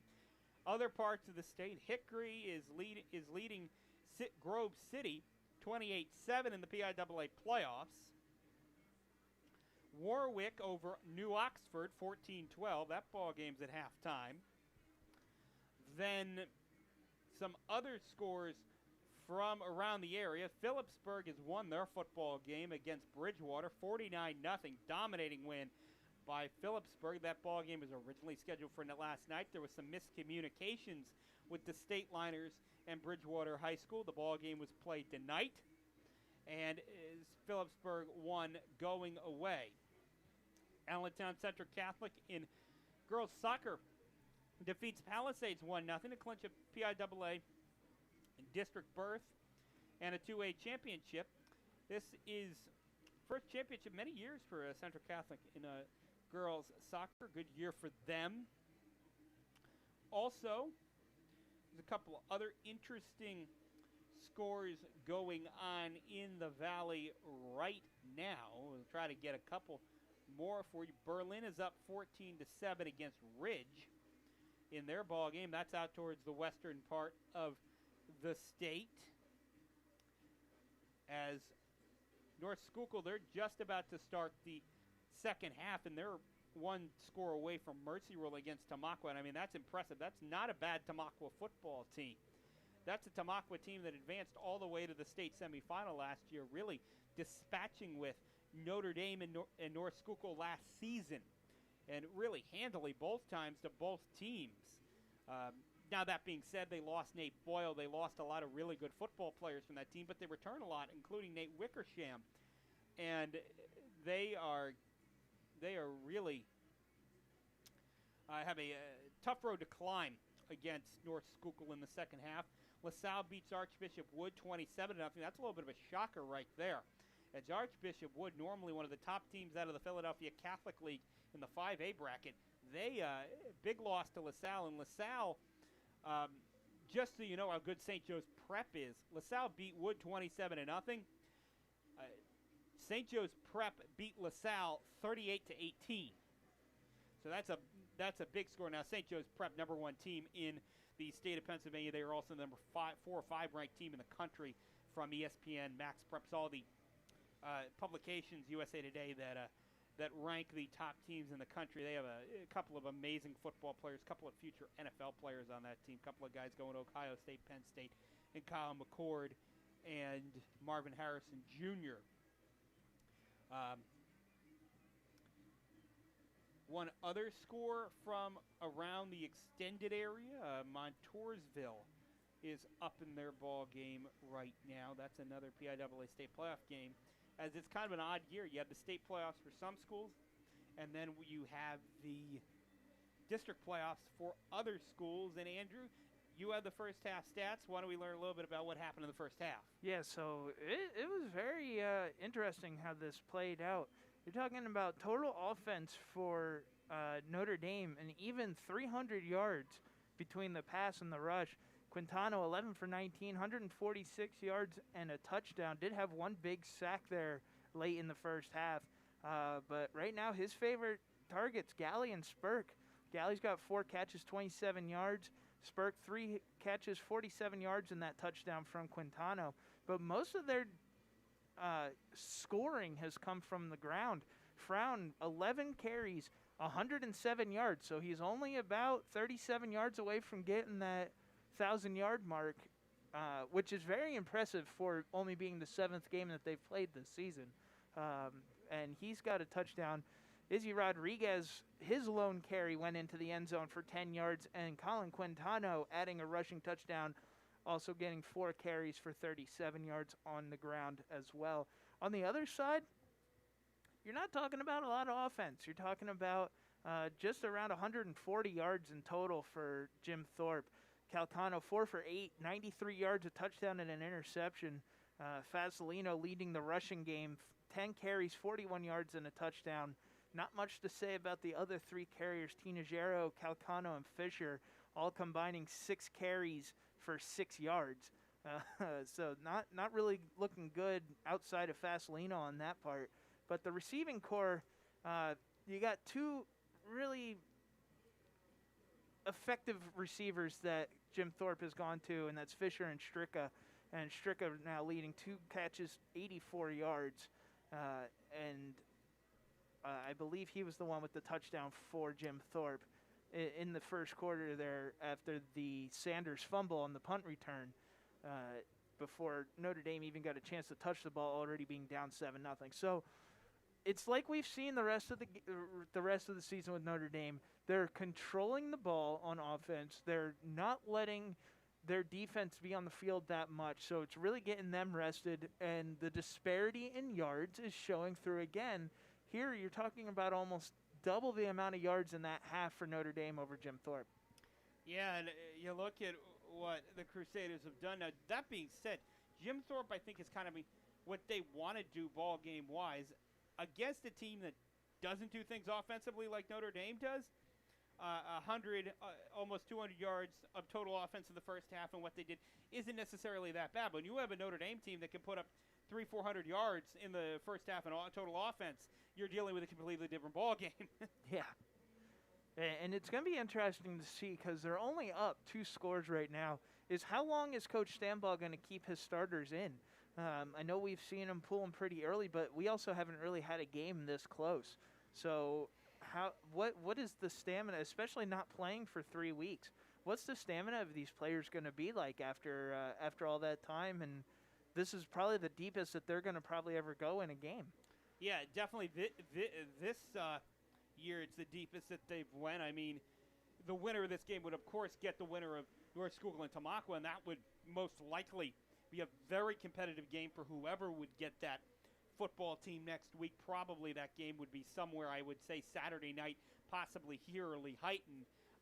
That, of course, is to be determined based on, I think, who wins that football game. It might be up at Lehighton if North Schuylkill wins, and if Tamaqua would win, it would be right back down here at Northwestern Lehigh High School. But, yeah, those Notre Dame starters have not gotten a lot of run in some of those games. But that being said, Notre Dame only starts one guy both ways, and that's Logan Castellano, and he gets a lot of breaks going both ways. He won't go 3 or 4 series. He'll go 2 or 3 series and get a break on one side of the football or the other. So you have him fresh when you come to the end of the game, so you can get him going both ways at the end. If you get him a couple breaks right around halftime, so he gets a little extra, kind of like basketball. Almost, you get him a little break at the end of the quarter, and then he's fine to go for the rest of the half. But the thing that really stood out to me, and it's something we've been talking about this whole first half, is the amount of penalties, offsides, illegal motions, false starts, you name it, it's been called, running into the kickers. I mean, this has probably been some of the sloppiest play that we've seen this season from both sides of the football game. And this is not like it's an early season game. I admit we started 2 weeks late in the high school football season in Pennsylvania, so we would normally be in week 8, or right around the end of the regular season, but still we're in week 8 in the playoffs. It's November 7th. You do not expect this type of football on November 7th. Yeah. I mean, and district play too. So. Yeah, and you got a Notre Dame team that does not commit penalties, and there's things that we're seeing that, I mean, in covering football for almost a decade, and just being around the game for about 10 years, I don't think I've ever seen on a drive back-to-back plays a defensive tackle line up in the neutral zone. Mm-hmm. And then 2 plays later, the other team did it when they got the ball back. It's like, that's just an unforced error. And you can't do that if you want to win a football game. And both teams have been doing it. Now, that being said, Notre Dame has forced more turnovers than Jim Thorpe has, which is why we're in this situation. That was only Notre Dame's 4th turnover in the year. I mean, that is a very small number. Notre Dame is plus 20 turnovers, over plus 20 actually, in turnovers on the year, which is somehow a little bit unfathomable that you can be plus 20 in turnovers in the year. And we will take one quick break before we get into second half action here from Northwestern Lehigh High School, Notre Dame, Jim Thorpe, District 11 playoff action for you here. You're listening to the Nutropoli Bank halftime show. Nutropoli Bank is the bank you and your family have come to know and love. That's because Nutropoli Bank treats each and every customer as an individual, encouraging them to dream big and reach for their goals. Since 1910, Nutropoli Bank has ensured the financial well-being of all their customers. When you're ready to take that first step, Nutropoli Bank will be right by your side. Nutropoli Bank has 3 locations in the Lehigh Valley: Nutropoli, Orfield, and Emmaus.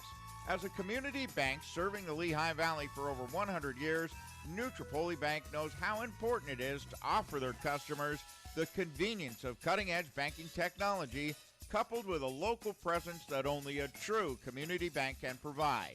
That's why Nutropoli Bank's mobile banking app, online banking platform, and website are all designed to meet your modern banking needs.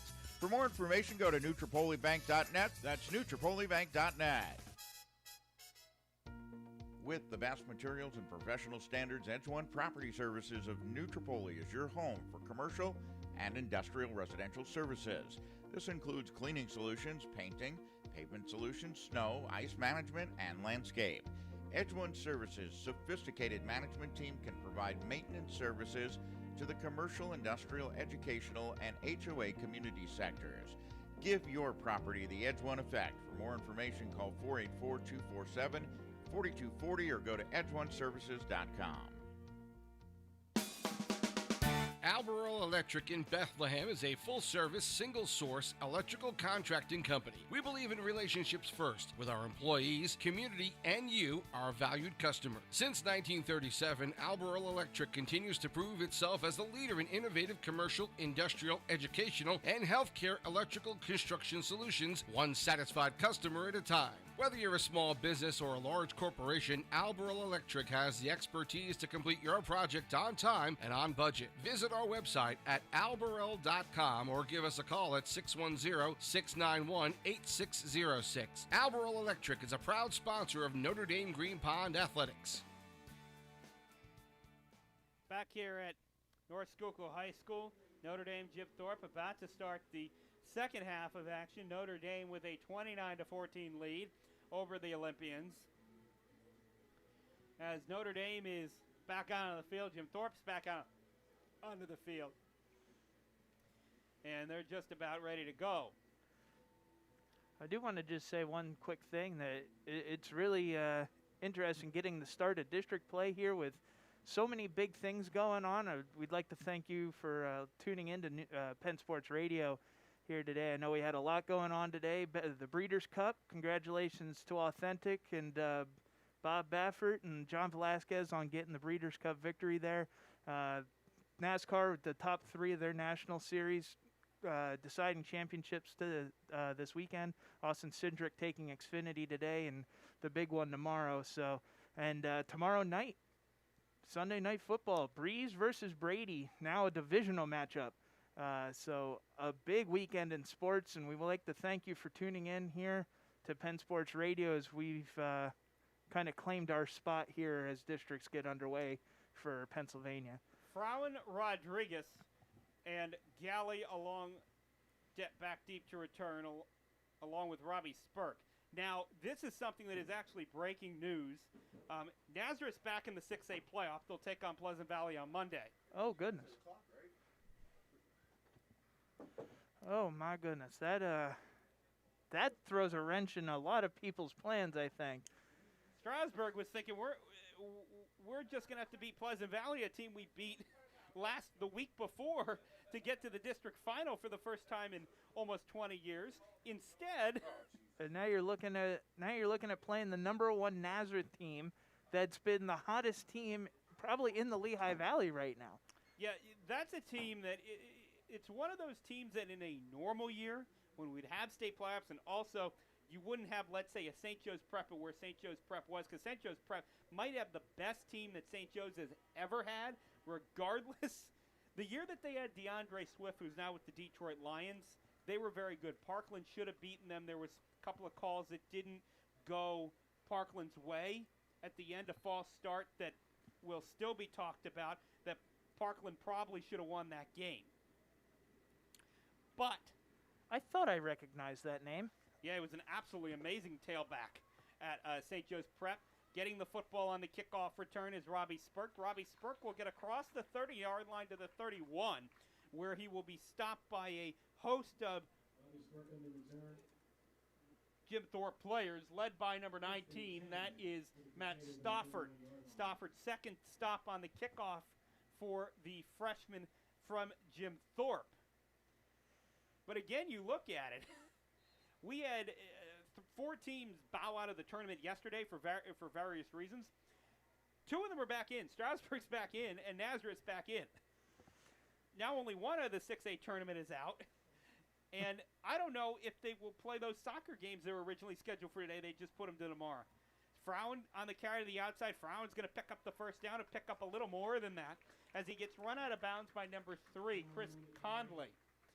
The kicker, wide receiver, defensive back combo for the Olympians. But originally today, Nazareth was expected to take on Emmaus in the boys soccer championship, and Parkland in the girls soccer. Now, the Parkland game, of course, is not going to happen because of the issues that are currently going on at Parkland High School.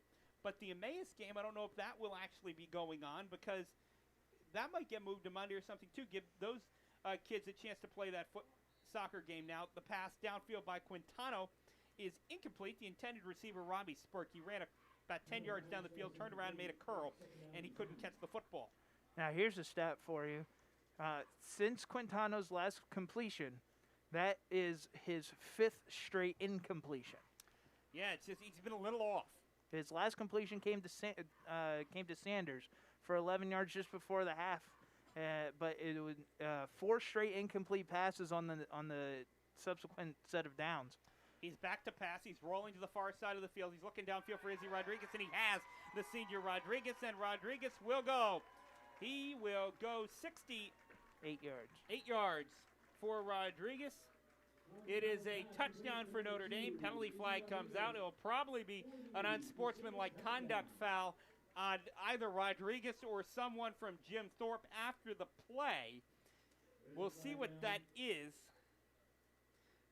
Big play to Rodriguez regardless, as the worst it would be is that the ball would be at about the 15 if they had said he committed a foul before he went in the end zone. Touchdown will be good, so it's after the play was over on sportsmanlike conduct on Notre Dame. So that'll be a 15-yard penalty. That'll be assessed on the kickoff. And now, do they take advantage of what you've been asking for the whole game? Do they kick that onside kick? I'm trying to think, would this be the one where they would move it I think they would move it backwards because the penalty. Okay. Yeah, this time they would move it backwards because that always gets me. I got to think it through because you don't really see that many times where the penalty's on the offensive team after one of those type of touchdowns, and you got to think it through a little bit. 11:33 to go in the third. The kick by Garrido is up. The kick by Garrido is good. So with 11:33 to go in the third period of play, it's Notre Dame 36, Jim Thorpe 14. Take a quick break here on Penn Sports Radio. Whatever stage of life and career you find yourself in, Valor Wealth Management can help you make choices to benefit your tomorrow. Located in downtown Easton, Pennsylvania, Valor Wealth Management consists of a team of advisors with experience in a variety of tools necessary for their clients' success. President Michael McGuire has over 20 years of experience working with clients in the Lehigh Valley. Check out their website, valoradvisor.com, and for further information, call 610-295-5593. Back here at Northwestern Lehigh High School, Penn Sports Radio bringing you coverage of the District 11 AAA semifinal, Notre Dame and Jim Thorpe. Now, Notre Dame, after the personal foul, will have to kick off at the 25-yard line. If you were to kick off after a safety, you'd kick off the 20, so they get 5 yards after that, which helps them out a little bit. That being said, Garrido is a very strong leg. He's not going to get it anywhere near the end zone here, but if you're Garrido, you probably want to try to see maybe if you could get it down around the 15-yard line, which would give the Crusaders a good chance to get on the defender. But if you're Jim Thorpe, you're trying to maybe one of the up men can get it, and yes, one of the up men does get it. Picking the football up is Fiorito. Fiorito will run into a pile. Another penalty flag comes flying in after the play was over. I'm guessing that might be another personal foul, as it's gotten a little chippy. And I don't know who that would be. It could have been a late block in the back, too, as there definitely was a big pile. Somebody could have gotten a forearm in the back. We'll see what the call is. Personal foul, face mask, will be called on Notre Dame. That'd be a 15-yard penalty, and it will give the first down. Well, it was already going to be a first down, but now it'll be up all the way to the 47? Yeah, 47. That's a big penalty. Jim Thorpe, who struggled offensively, is already in Notre Dame territory. Didn't have to do anything. Yeah, pretty much. Because on the kickoff return, the returner only picked up 3-4 yards, and then he ran into a pile. But in that time, a Notre Dame player grabbed his face mask and caused a penalty. Fasolino in motion. He's looking around and throwing down the field is Calcano. Downfield, he's looking for Stricker. Stricker has the football. He'll go out of bounds. There's a penalty flag on the play. It's right in the middle of the field. That might be a hold. Joe Galley not too happy about it for Notre Dame. He's talking with the referee. I'm thinking that's a hold, but not on the receiver that caught the football. It came right in the middle of the field. The pass was completed to Stricker all the way down at the 13-yard line, holding the call on Notre Dame. Easily, Jim Thorpe's going to decline that, and right back in business are the Olympians down at the 13. Yeah, and a beautiful throw from Calcano as it got to his receiver pretty easily, and Stricker had his man beat by a couple of steps, even with the hold. Yeah, and you look at that there, that's another great example of quick change. You have a personal foul, something like that changes the momentum. You go downfield quickly, try to get a big play, and that time Jim Thorpe was able to capitalize. In the gun is Calcano. He will take his own number. He will pick up 2 yards, actually give him 3. He's down to the 10. It'll be 2nd and 7, the ball at the 10. And a little late to get up was Brandon Fasolino. Now, that being said, he's up and ready to go. And Calcano has played not a terrible ball game. He's played a really good ball game, actually. He's done what he's needed to do. He's really made some good plays for this Jim Thorpe team.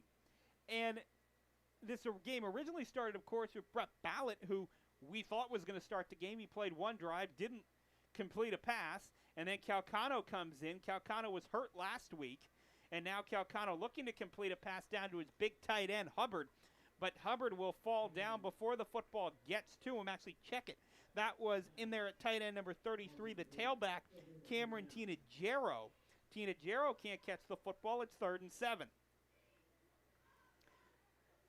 And that was a play that, I mean, really, Tinagero, if he catches that football, he would have been going into the end zone because it was put right where it needed to be put. Yeah, if it was up just a little further, it was actually a little bit behind him. If Calcano hit him in stride, he had the pylon dead to rights, and this would be another 2-score game. Notre Dame was in man, and the only person that could have stopped him was a defensive back. Now, not catching the football was Darrell Fisher, as he did a streak across the middle of the field. And in to break that pass up was Nolan DeSora. Now, he was, shocked he didn't catch that football. It's 4th down and 7. The ball's at the 10. And if you're Jim Thorpe, you have to go for it here. I mean, the field goal is going to do you no good. You are down by 3 scores and a point because of the 2-point conversion by Notre Dame that they did after Jim Thorpe lined up offsides on an extra point. And you need the score here. And that being said, Conley does not have a field goal attempt on the year. They're going to look for a middle screen. That's set up. Can he get in? Can Tinajero get in? He does get in. That is a 10-yard passing touchdown for Jim Thorpe as Calcano to Cameron Tinajero, and Jim Thorpe is right back in this football game with 10:19 to go, 36-20. Extra point is, of course, pending. And if you're Notre Dame, Jim Thorpe just won't go away. Notre Dame gets it to a point, and Jim Thorpe can just come back and get another score. And if Jim Thorpe on the flip side of that, it's kind of frustrating probably. You get back to 1 score, but they can't get any closer. The kick is up by Conley. The kick is good.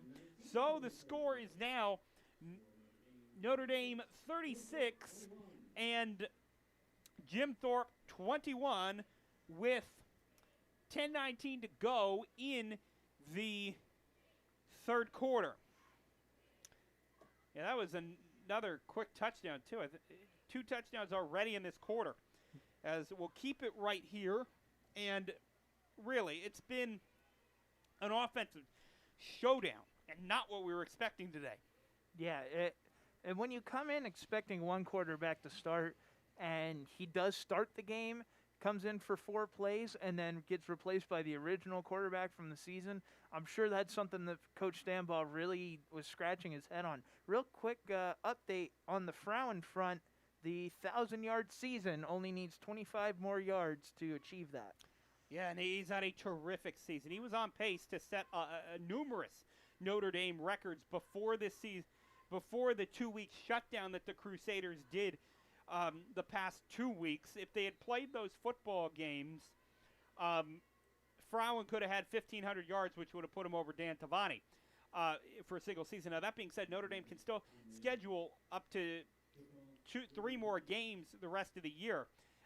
If they were to win today, of course, they could only schedule 2. As this kickoff by Conley goes into the end zone, Frowen was not expecting it to take off like it did, and he had to chase it. Thankfully, if you're Matt Frowen, that thing rolled into the end zone. If you're Jim Thorpe, you were hoping that maybe it would drop dead and Frowen would have to pick it up at the 1 or the 2. But it rolls into the end zone. Notre Dame will start 1st and 10 at the 20. Yeah, very, very lucky on that front. Kind of comparative to the opposite of what happened on the Jim Thorpe kick return, where the player, I believe it was Fiorito, he was standing pretty much on the sideline. He probably could have let that ball roll out of bounds and not and gotten the Quintano gets the football, and he is gone. He will go 80 yards. Colin Quintano into the end zone. Touchdown, Notre Dame. It only took 1 play, and they're back up by 3 scores. So, a minute and 54 seconds played in the 3rd quarter, and we've seen 21 points put up on the board.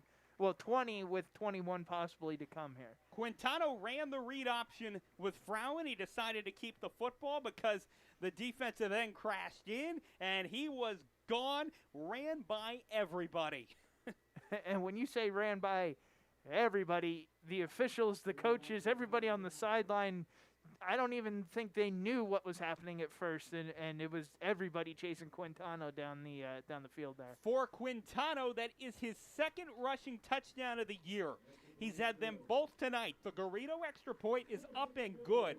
So with 10:06 to go in the 3rd quarter, it's Notre Dame 43 and Jim Thorpe 21. We'll take a quick break here on Penn Sports Radio. Whatever stage of life and career you find yourself in, Valor Wealth Management can help you make choices to benefit your tomorrow. Located in downtown Easton, Pennsylvania, Valor Wealth Management consists of a team of advisors with experience in a variety of tools necessary for their clients' success. President Michael McGuire has over 20 years of experience working with clients in the Lehigh Valley. Check out their website, valoradvisor.com, and for further information, call 610-295-5593. Back here at Northwestern Lehigh High School, District 11, Class 3A. Semifinal, Notre Dame, North. Yes, I almost said it again. I don't know why. I'm gonna write it down and put it on the window in front of me. I don't know why. I think it's because you're looking forward to next week. No, we've been checking in on that North Schuylkill game so much over the day because I was just about to give you another scoring update of that football game. Almost said it again as this kickoff comes down right to the 1-yard line. And Fisher will get it. Fisher will bob. He will weave. He will get it up to the 24-yard line. They'll give him actually the 25 for Darrell Fisher.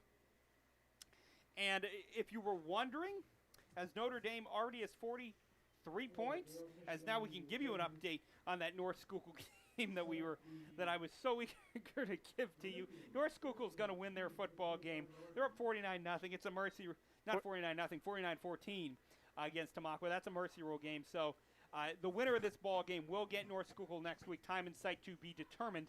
It will most likely be 7 o'clock game, probably here or Lehighton, one would think. Back to passes, Calcano. He's looking down the field. Fisher's too far. If that pass again was anywhere near Fisher, he would have been gone. The Jim Thorpe receivers have done a very good job of getting open. Yep. Against Notre Dame.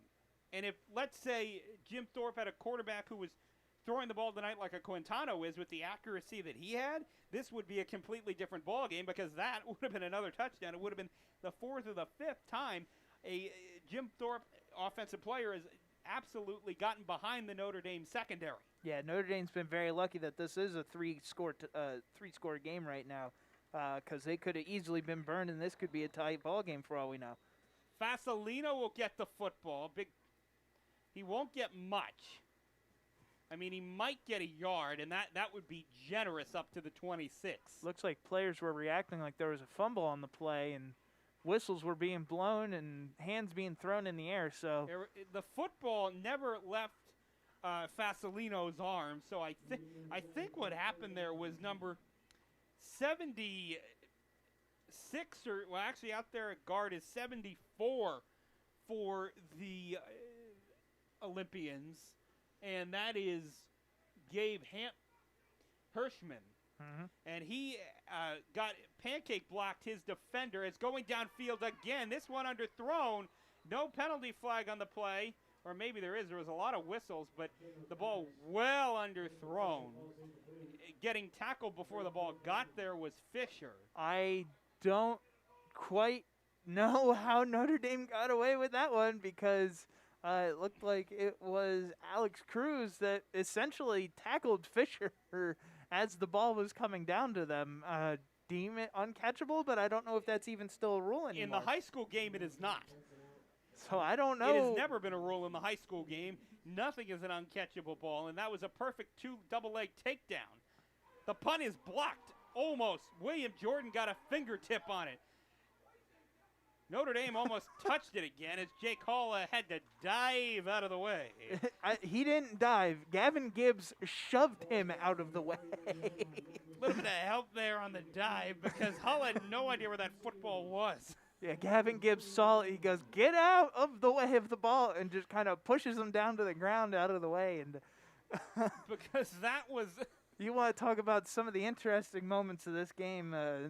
Football Follies needs to probably look that one up for... The punt was already partially blocked by William Jordan. He got a hand on it. It was hit so hard by the punter Benson that it got away and actually popped right up in the air. As Frown will get the football, he'll go up the middle, he'll dive through a couple of defenders. He'll pick up the first down, drag about 3 Olympians with him for about a gain of 15, now 16 yards. Oh, my. You want to talk about dragging. he had 3 Olympians on his back and just kept pushing and pushing. And that's the key that every running back coach's dream is a running back that never stops moving his legs until his body hits the ground. And that's exactly what Frown did there. And that's the reason you have Division I football coaches looking at this young man is he can play some football. He's doing it again. Dragged another guy about 5, maybe 6 yards after contact.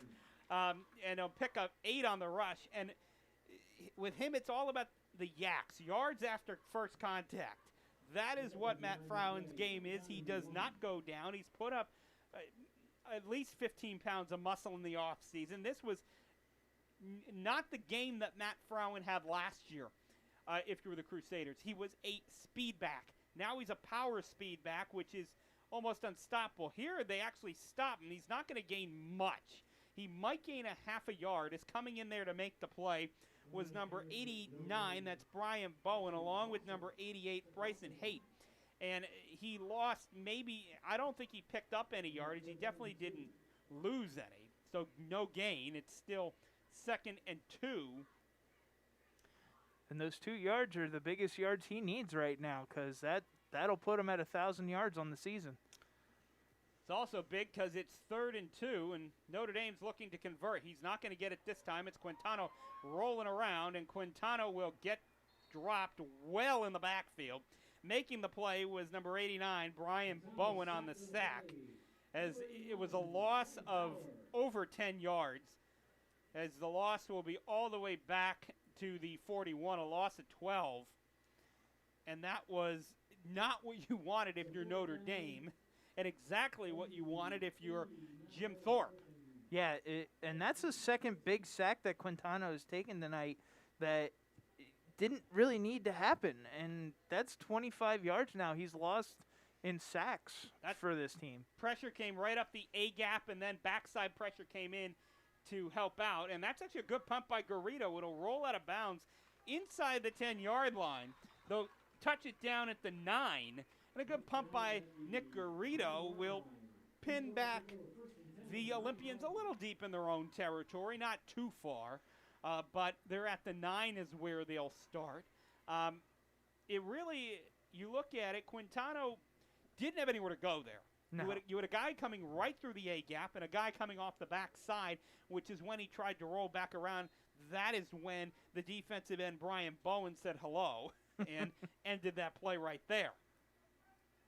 Yeah, and after a very offensive blowout in the first 2 minutes, this has become a very defensive game now in this last half of the third quarter. The flea flicker again. This time Notre Dame has it snuffed out. Running around is Calcano, and he will go down. He'll lose only about a yard as Notre Dame actually covered that this time. The first time it was a wide open pass to Stricker, but that being said, that time they did it much more quickly. This was very much more slow developing, where the defense could realize the receivers were going down into a pattern and catch up to them. As now it's 2nd and 11, the ball on the 8. The play that might work, they went to a counter tray earlier in the game, and Notre Dame, the way they've been over-penetrating, that might be something if you do the counter tray, pull the ball on the counter tray, they actually do a regular counter, and getting the football is Fasolino. And Fasolino looked like he had about 10 or 15 yards of terra firma in front of him, but a great backside play by William Jordan to stop him for a loss in the backfield. The play is stopped for a loss of 4 yards. The ball is back to the 5-yard line. And it's 3rd and 15 at the 5. And this could be a big play because you need to pick up some yards here if you're Jim Thorpe, because you don't want to be punting out of the shadow of your own goal line. Calcano is in the gun. There's 9 on the clock. 4:47 on the game clock in the third. They'll snap it right before it expires, and they're going deep down the field.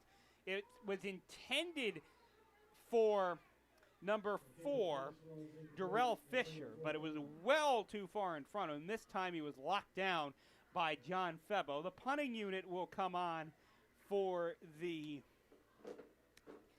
Olympians.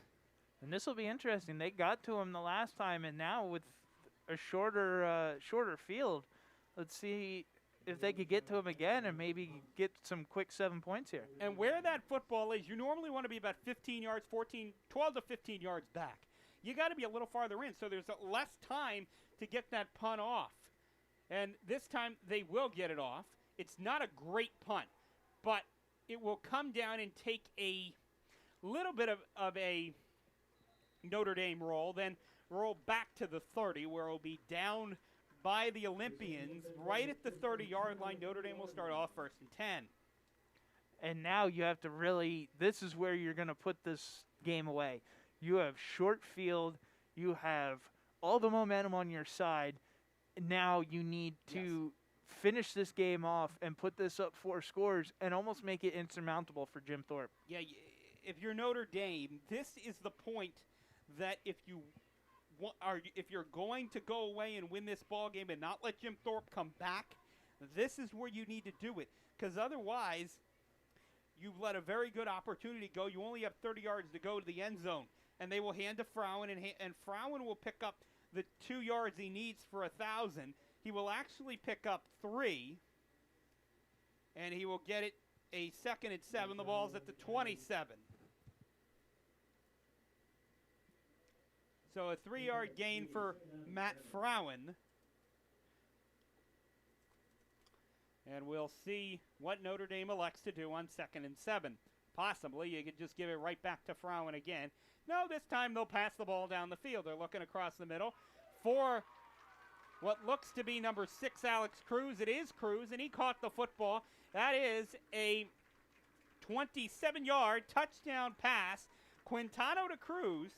It will extend the Notre Dame lead to 49 to 21.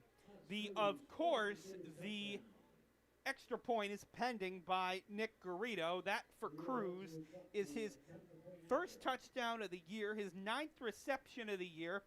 And now Cruz, he has 76 yards receiving on the year. The kick is up. The kick is good by Garrido. And with 3:54 to go in the 3rd period of play, it's Notre Dame 50. Jim Thorpe, 21. We'll take a quick break here on Penn Sports Radio. Let HTSS help you get the job that'll get you going in the right direction. HTSS at Emmaus is your staffing solution, and right now they're hiring for customer service call center reps, IT, engineers, and data entry, as well as sales and marketing, administrative office staff, accounting, financing, logistics, and distribution. Get started down the path to employment with HTSS. To set up an appointment, call 610-432-4161 or apply online at htss-inc.com. That's htss-inc.com. Back here at Northwestern Lehigh High School, where Notre Dame is taking on Jim Thorpe in the District 11 Class AAA playoffs. And Notre Dame about to kick off to Jim Thorpe as they've just scored their 50th point of the evening.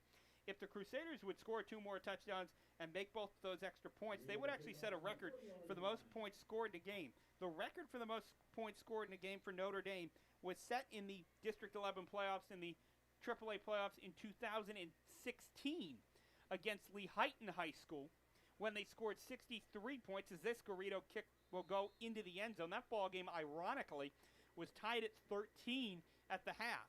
Notre Dame would go on to score 50 points in the second half of that game, as it would be Cole DeFranco and the Crusaders that would eventually win that ball game 63-13.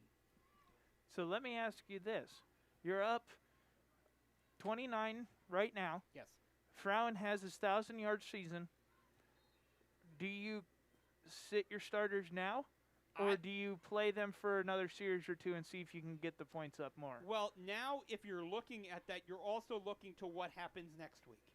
You have 2 weeks off. You need to get your guys some reps, which they just haven't had against live competition. Because really Notre Dame doesn't do a lot of tackling in practice, and getting the football will be into that pile. The freshman, the fullback Sal Capria, The 5'8", 164-pound freshman carries the football. He's the third leading rusher on the team. That time, in his first carry of the game, he lost 2 yards. The ball was at the 20. It's now back to the 18. 2nd and 12, ball at the 18.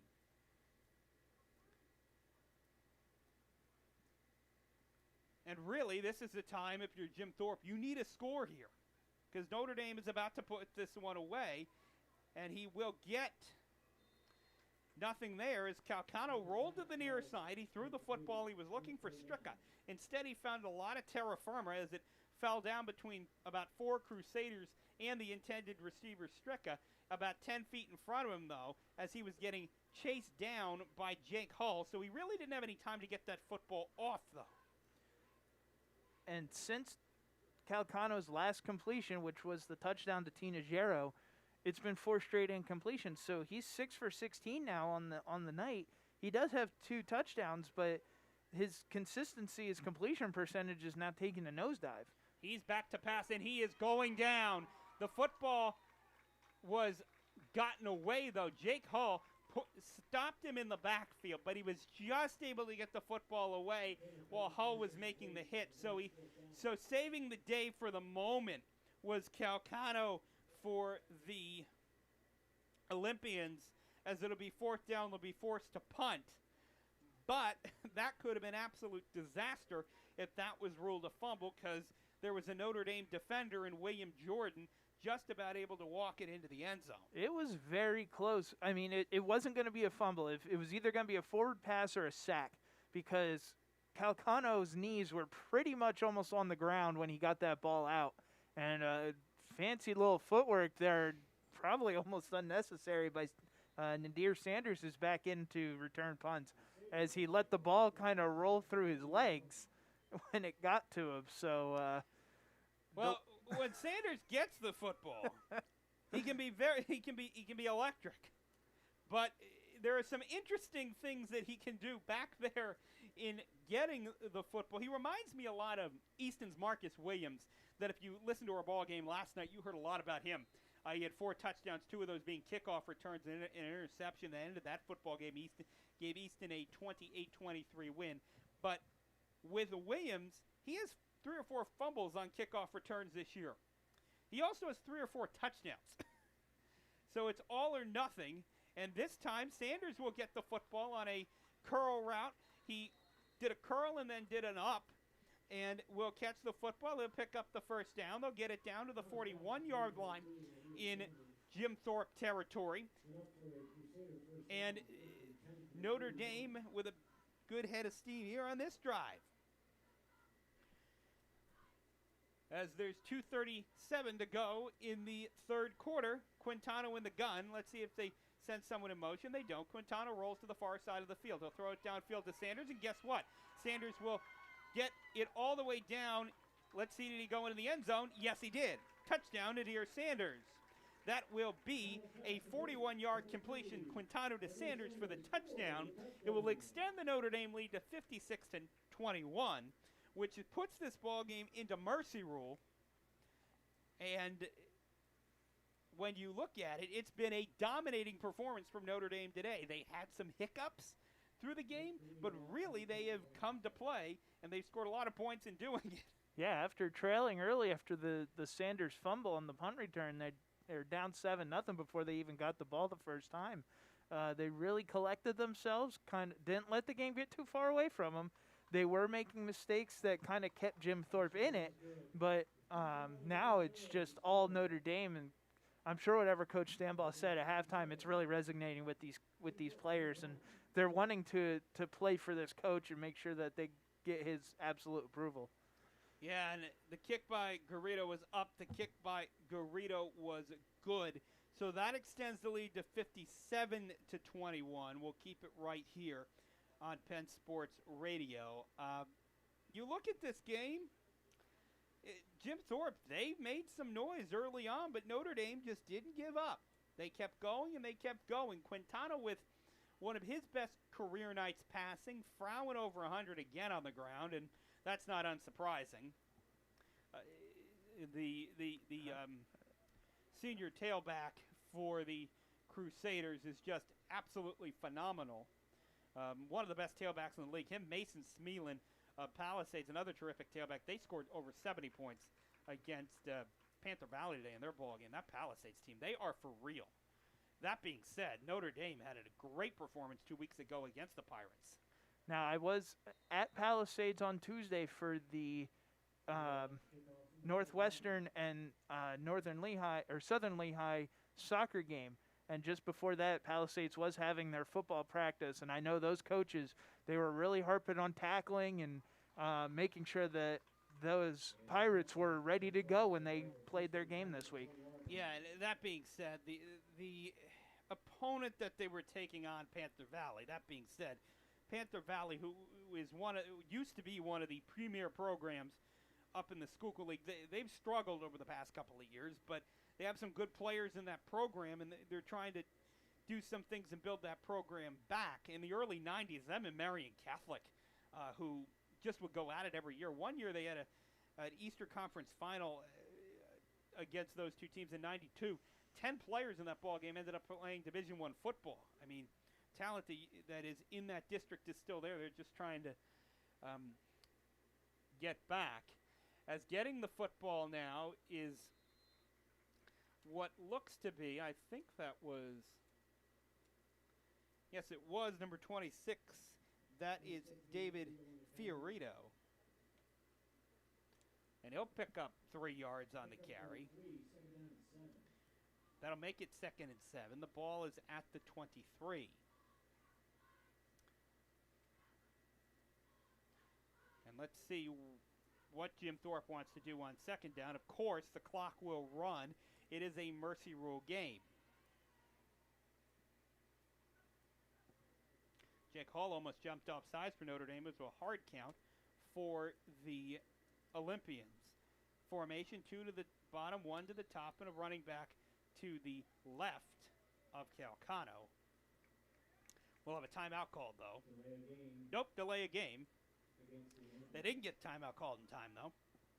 It's against Jim Thorpe, so nullify that gain on 1st down, and it'll be 2nd and 12, the ball at the 18, right where we were last time on the last drive. And that ended up in a Jim Thorpe punt.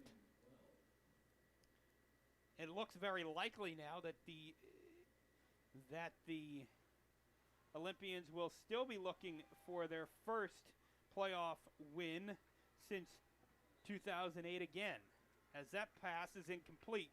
The intended receiver was Darrell Fisher. He ran a streak route about 20 yards down the field, turned around, but great coverage by the defensive back. Out there was Nolan DeSora for Notre Dame. And that pass falls incomplete, 3rd down. Of course, the clock's still running. And I just realized this. We have not even completed the 3rd quarter. The offensive explosion that happened here on the 3rd. Yeah. I mean, we went into halftime. It was, what, 36 to 14? No, it was 29 to 14. 29 to 14. Going into halftime. So, yeah, if that and there's Fisher out on a screen pass, he gets away, and he's got a pretty big play here for Jim Thorpe. Gets him almost up the midfield. Picked up the 1st down. He across the 40 to the 44. That will end the 3rd quarter. So we will take a break and be back with 4th quarter action here on Penn Sports Radio. At SureFix Remodeling, we offer a wide range of professional remodeling services to homeowners throughout the Easton, Coopersburg, and Allentown area. From kitchen, bathroom, and basement remodels to deck installations, SureFix can do it all. When you choose SureFix, you're supporting a local business that's always put their clients first. We use state-of-the-art software programs to bring our clients' visions to life, so you can see your future home before we even start. SureFix Management is present on every job site and maintains a close relationship with the client throughout the project. We'll work closely with you to ensure that everything meets your expectations. You'll be given a timeline at the start of your remodel, and we will personally follow up to make sure everything was completed to your standards. To learn more about SureFix Remodeling or get a free estimate, give us a call today at 610-392-0990 or visit our website, surefixremodeling.net. While we were gone, the first play of the fourth quarter happened. It was Fasolino carrying the football. He gained 3 yards. Notre Dame has also brought some of the subs in.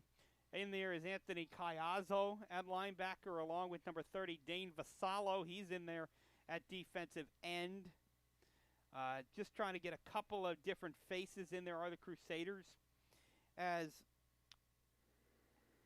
in the gun is Calcano. Going in motion is Fasolino. He'll hand off to player inside. We'll see who that was. He got covered up very quickly by Ethan O'Neill. It looked to be 26, David Fiorito. Yeah, looked to be Fiorino. That was an odd play. It was broken from the start as Fiorino ran into one of the offensive linemen. It looked like it was number 76, the pulling guard. That is Noah Rosahak, the 6'5" freshman, getting his first start out there at guard. And that play could have went for some yardage, as if he had gotten past the line of scrimmage, he would have really been going somewhere. 3rd and 11, ball on the 40. Clock it down to 5. Back to Pascal Cano. He gets hit as he threw, but down the middle of the field, he will almost complete it to Stricker, but a penalty flag comes out on the play, and that's going to be pass interference. And another flag comes down. This is well after the play was over. And this is going to be on Jim Thorpe for probably unsportsmanlike conduct, and it was something that was said to the referee, probably from Calcano, because I think he felt that he got a face mask on that hit. But we'll see what's actually called here. So we're going to be a penalty for pass interference will take them 15 yards down, and then we'll go 15 yards the other way, and it'll just be 1st and 10 at the 40. It's probably going to be what this penalty is. Or will they call it offsetting and replay No, the it wouldn't be offsetting because of the fact that the personal foul penalty that it looks like that we're going to get would be after the play was over. This is what the referees are discussing right now. So we're basically going to go nowhere. Our umpire is going to run down the field 15 yards. He will run back up the field 15 yards. They will be back at the 40-yard line. And they actually only called holding, not pass interference. Okay, so then if they didn't call pass interference, it's still going to be 3rd down. No, the unsportsmanlike conduct penalty was on Notre Dame, which when that came out, that it obviously whoever committed that penalty for Notre Dame must have left the area, because when I looked up, the penalty flag came right down at the foot of a Jim Thorpe player.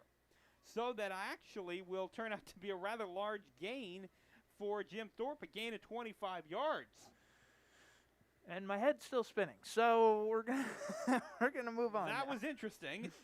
I don't know what Notre Dame player that was that got into that mix that picked up that penalty, because, again, what we saw, and it looked like they were talking to Notre Dame about what they wanted to do with that. If it was the original way, it would have been it would have still been 2nd down. Because of the holding penalty, they wouldn't have gotten the first.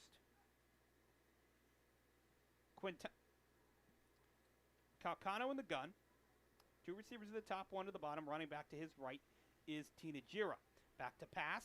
He's looking down the field. He's looking for Stricker. Stricker caught that football, but did he lose it? Oh, it's a catch. He caught it. It looked like for a second that Gavin Gibbs might have ripped that football out when they went to the turf. Gavin puts his hand on his head saying, how did I let that pass get by me? The ball is all the way down to the 2-yard line and knocking on the door of the Olympians once again.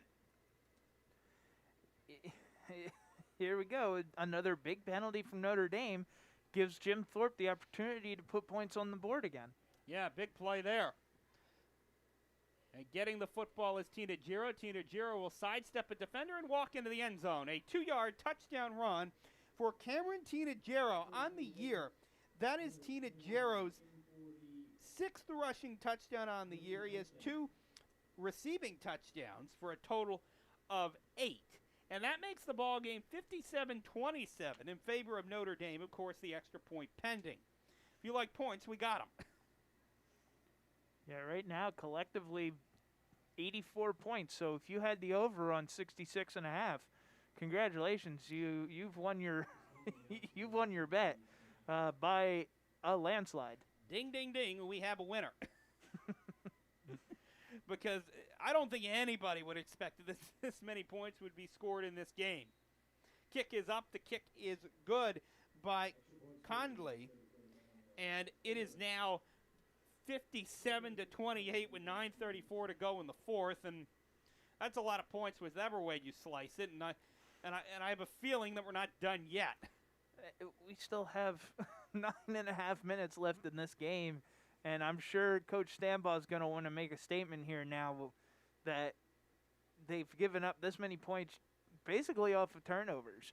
And he's probably just going to have his offense. Maybe he'll have the backups in there, but he's definitely not going to tell them to kind of sit on the ball and let the time run out. He's going to want to make a statement here, as Coach Stambaugh does. That being said, if Notre Dame would put in Peyton Kossover, you don't lose that much with Kossover. From Quintana, they're really two very similar quarterbacks. The only difference really from Kossover to Quintana is that Kossover doesn't have the game reps that Quintana has because Quintana's the starting quarterback.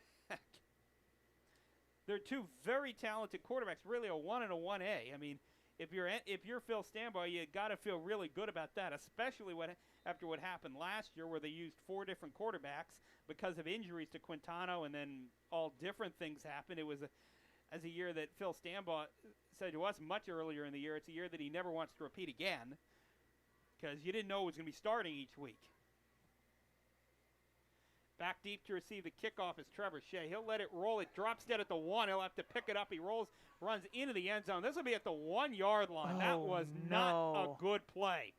Shea let it roll, and it dropped dead at the 1, and then he couldn't get out of the shadow of the goal line.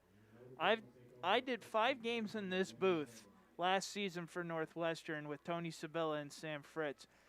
Not once did I ever hear the coaches through these walls. And right now, I'm hearing the special teams coach from Notre Dame losing his mind in the booth next to us because of that bonehead play right there. Yeah, I mean, that's a play where if you're telling your kickoff return, you want his heels on the goal line. That time, Shea was lined up at about the 5 or the 6 and then just looked over his head, and the ball was, and assumed that it would get in the end zone because you never want the ball to get behind you on a kickoff. Never. They'll send Quintana back out there because they need to get themselves out of the shadow of the goal line, and Quintana will do that. He'll just dive forward. He'll pick up maybe 2 yards. Actually only give him 1 on the play, and I mean, Quintana did what he needed to do. Next to Quintana in the backfield is Frowen. It was Jared Rodriguez for a second. And this might be a play you just give the ball to Matt Frowen, get what you can get, and then get to a 3rd down and manageable where then I know you don't want to throw by your goal line at 3rd down, but find something safe, maybe a crossing route or a curl. They'll throw on 2nd. Quintana gets leveled. Goodness. Is he getting up? That's the question. Because I felt that hit. I don't know if he is getting up, but laying the hammer down was the 6'3" outside linebacker Brandon Fasolino. Oh my! Fasolino, he is a good football player. He really can play football. A terrific linebacker for the Pine Grove. Frowen on the carry up the middle. He's looking to go. Can he outrun the defenders? He will get past midfield to the 40, to the 30. One man to beat. Can he beat him? No, he can't. He's down at the 15. Wow. But for Matt Frowen, that is a long, long gain, a gain of over 60 yards. Get the numbers for you in a second on the gain. Just trying to do the math in my head. He started out at the 3. He got down to where are they going to put the football? The 15. So that would be a gain of 82 yards. 82 yards. Yep, I was just going to say that. Big run there. Frowen's over 200 for the night. I think he would be over 200 just from where he was before. He is definitely over 200, yes. Well, now he's going to lose a couple there, or lose 2. The Chains are just now deciding to join the Sticks as they were taking a very long stroll down the field. They played first down without the markers. So, yeah, I don't think I've ever seen that. I mean, it used to be the Chains would always have to be set before the clock would start again. Now that's not the rule, so the guys with the change took about 3 or 4 minutes to get down the field, and now they're ready. And guess what? Quintano's out of the game. Frowen's out of the game.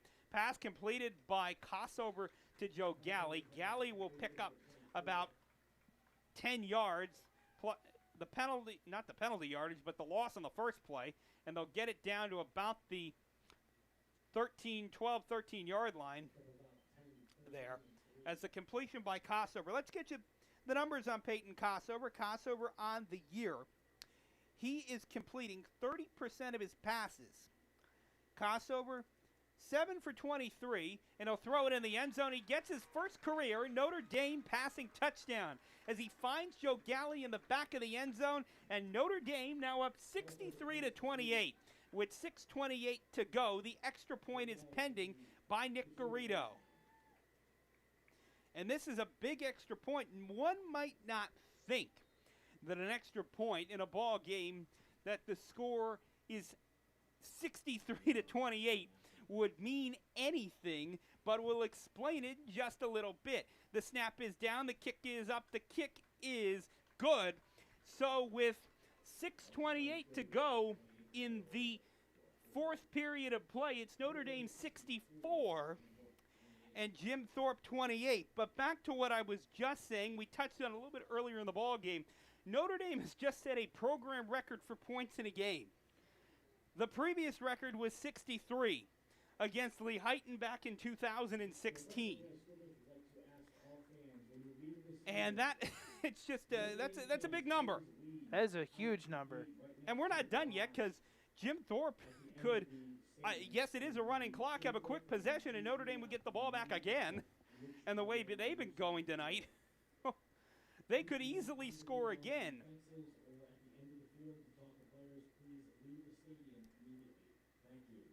So, Garrido will kick off. For those of you wondering, Garrido was 9 for 9 in extra points. Actually, nobody's missed it. No, actually, he's 8 for 8 and a yes. 2-point conversion. The 2-point conversion by Matt Frowen. He's 8 for 8, which I think is a career high. He had 7 earlier in the year. Garrido to kick off. It comes down and goes into the end zone. That actually helps out the Olympians as it caromed off the hands of the intended receiver, Darrell Fisher.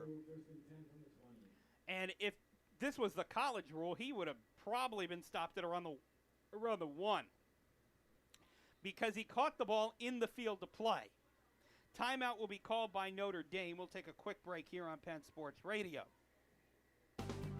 At SureFix Remodeling, we offer a wide range of professional remodeling services to homeowners throughout the Easton, Coopersburg, and Allentown area.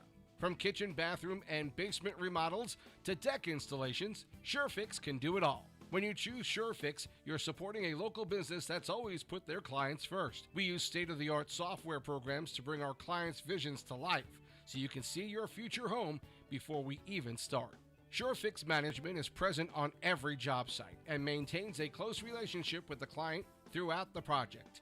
We'll work closely with you to ensure that everything meets your expectations. You'll be given a timeline at the start of your remodel, and we will personally follow up to make sure everything was completed to your standards. To learn more about SureFix Remodeling or get a free estimate, give us a call today at 610-392-0990 or visit our website, surefixremodeling.net. Back here in the Class 3A semifinals, District 11, Penn Sports Radio brings you this coverage. Calcano back to pass for Jim Thorpe, and it's downfield, and it's caught. No, it's not caught. It was caught for a minute by Darrell Fisher. Now, we can also give you an update on that North Schuylkill game. That's gone final. It was 56-21. North Schuylkill won that football game. You like points there? We got more points here. Score right now is 64-28 Notre Dame. And that was an interesting play for the Olympians as 3 receivers joined at the ball where it came down, and Fisher was the best one to come out with it. He did have it in his hands for a couple of seconds. He was facing the Jim Thorpe bench, so didn't quite see what happened with the handling of the ball, but it ended up on the ground as Calcano just airs it out for, it looks like that was Stricka again, but just a little too far out in front of him. Stricka had, if he had another step, he would have had that ball in stride and outrun the defense. And it's just little things with Calcano. Maybe that's not playing last week, and he's maybe a little rusty. But you look at it, Jim Thorpe has had so many receivers open. If he puts a little more air under that ball, or he gives him an extra step before he throws it, that's touchdown. And you got to wonder what that's doing to the defensive coordinator for Notre Dame, as knowing his defensive backs are getting beat by these receivers. Yeah, and this is the most points Notre Dame's given up all year. Before that, the most points they gave up was 20. They've given up 28. That'll be 4th and 2 after the carry by Fasolino picks up 8. And you look at this ball game, it's really been just, it's not indicative of the score. Mm-hmm. We've been back and forth a lot. Yeah. And this game could be a lot closer right now if Calcano hits 2 or 3 of those deep balls that the receivers behind the defenders. And if he doesn't fumble the football. Now, did he get it? It's going to be very close. I don't know, given where the spot of the near side official is, if it's where the near side official is spotting them. He did not get that. That'll be a turnover on downs. There is no way he got that football across the 30-yard line from where they spotted it. It'll be a turnover on downs. Notre Dame will take over at the 29. They might measure. It looks like they are. No, they're not going to measure. They're just going to say turnover on downs. And it'll be first down Notre Dame. Because that was a good stop up there up front. That's Anthony Selfani made that play for the Crusaders, the junior defensive tackle in there. And now you're going to get to see a little more Peyton Kossover. To his left is Jared Rodriguez, 4 receiver set for the Crusaders. Kossover will hand off to the aforementioned Rodriguez. Actually, yes, it was Rodriguez. It looked for a second like that could have been Joe Galley. Now, Rodriguez is going to pick up absolutely nothing. He ran into a wall. Led there by number 63. That is David Wiley, 6'5", 300-pound junior. And then number 59, Paul Rutledge, a 6'2", 205 sophomore. Jim Thorpe with almost all their starters still in there. Notre Dame has put in the backups, and Kossover fumbles the football, and he will go down all the way back at the 42. They'll actually help him out a little bit to the referees because they put it at the 42. He actually got tackled at the 46-yard line, 47. It would have been a loss of a lot more. He would have lost another 6-7 yards. Instead, it's 3rd and a country mile. The ball is at the 42. He'll quick throw over the middle.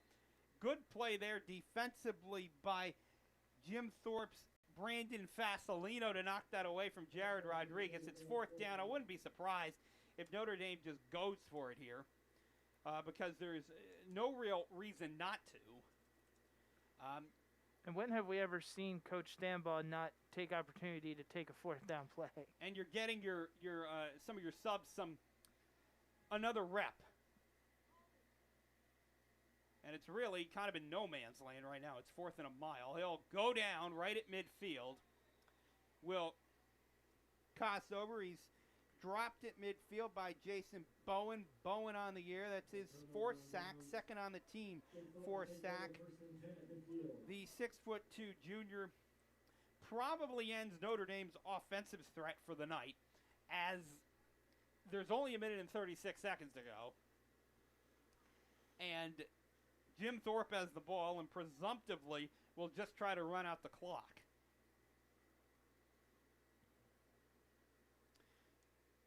Calcano in there at quarterback.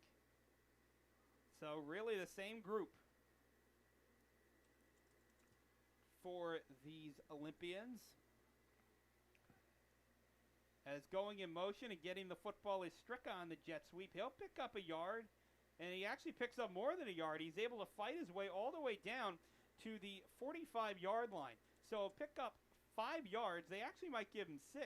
It's almost 6 yards. The ball is almost to the 44. Call it 2nd and 4. The ball at the 44.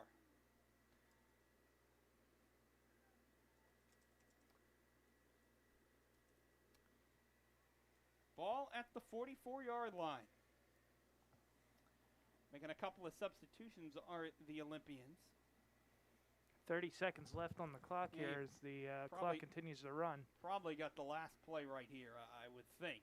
I don't think Jim Thorpe would be inclined to run another play.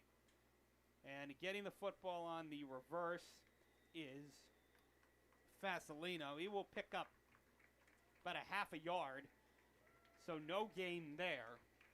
That will bring this ball game to a close as Notre Dame will advance to the District 11 Class AAA Final for the first time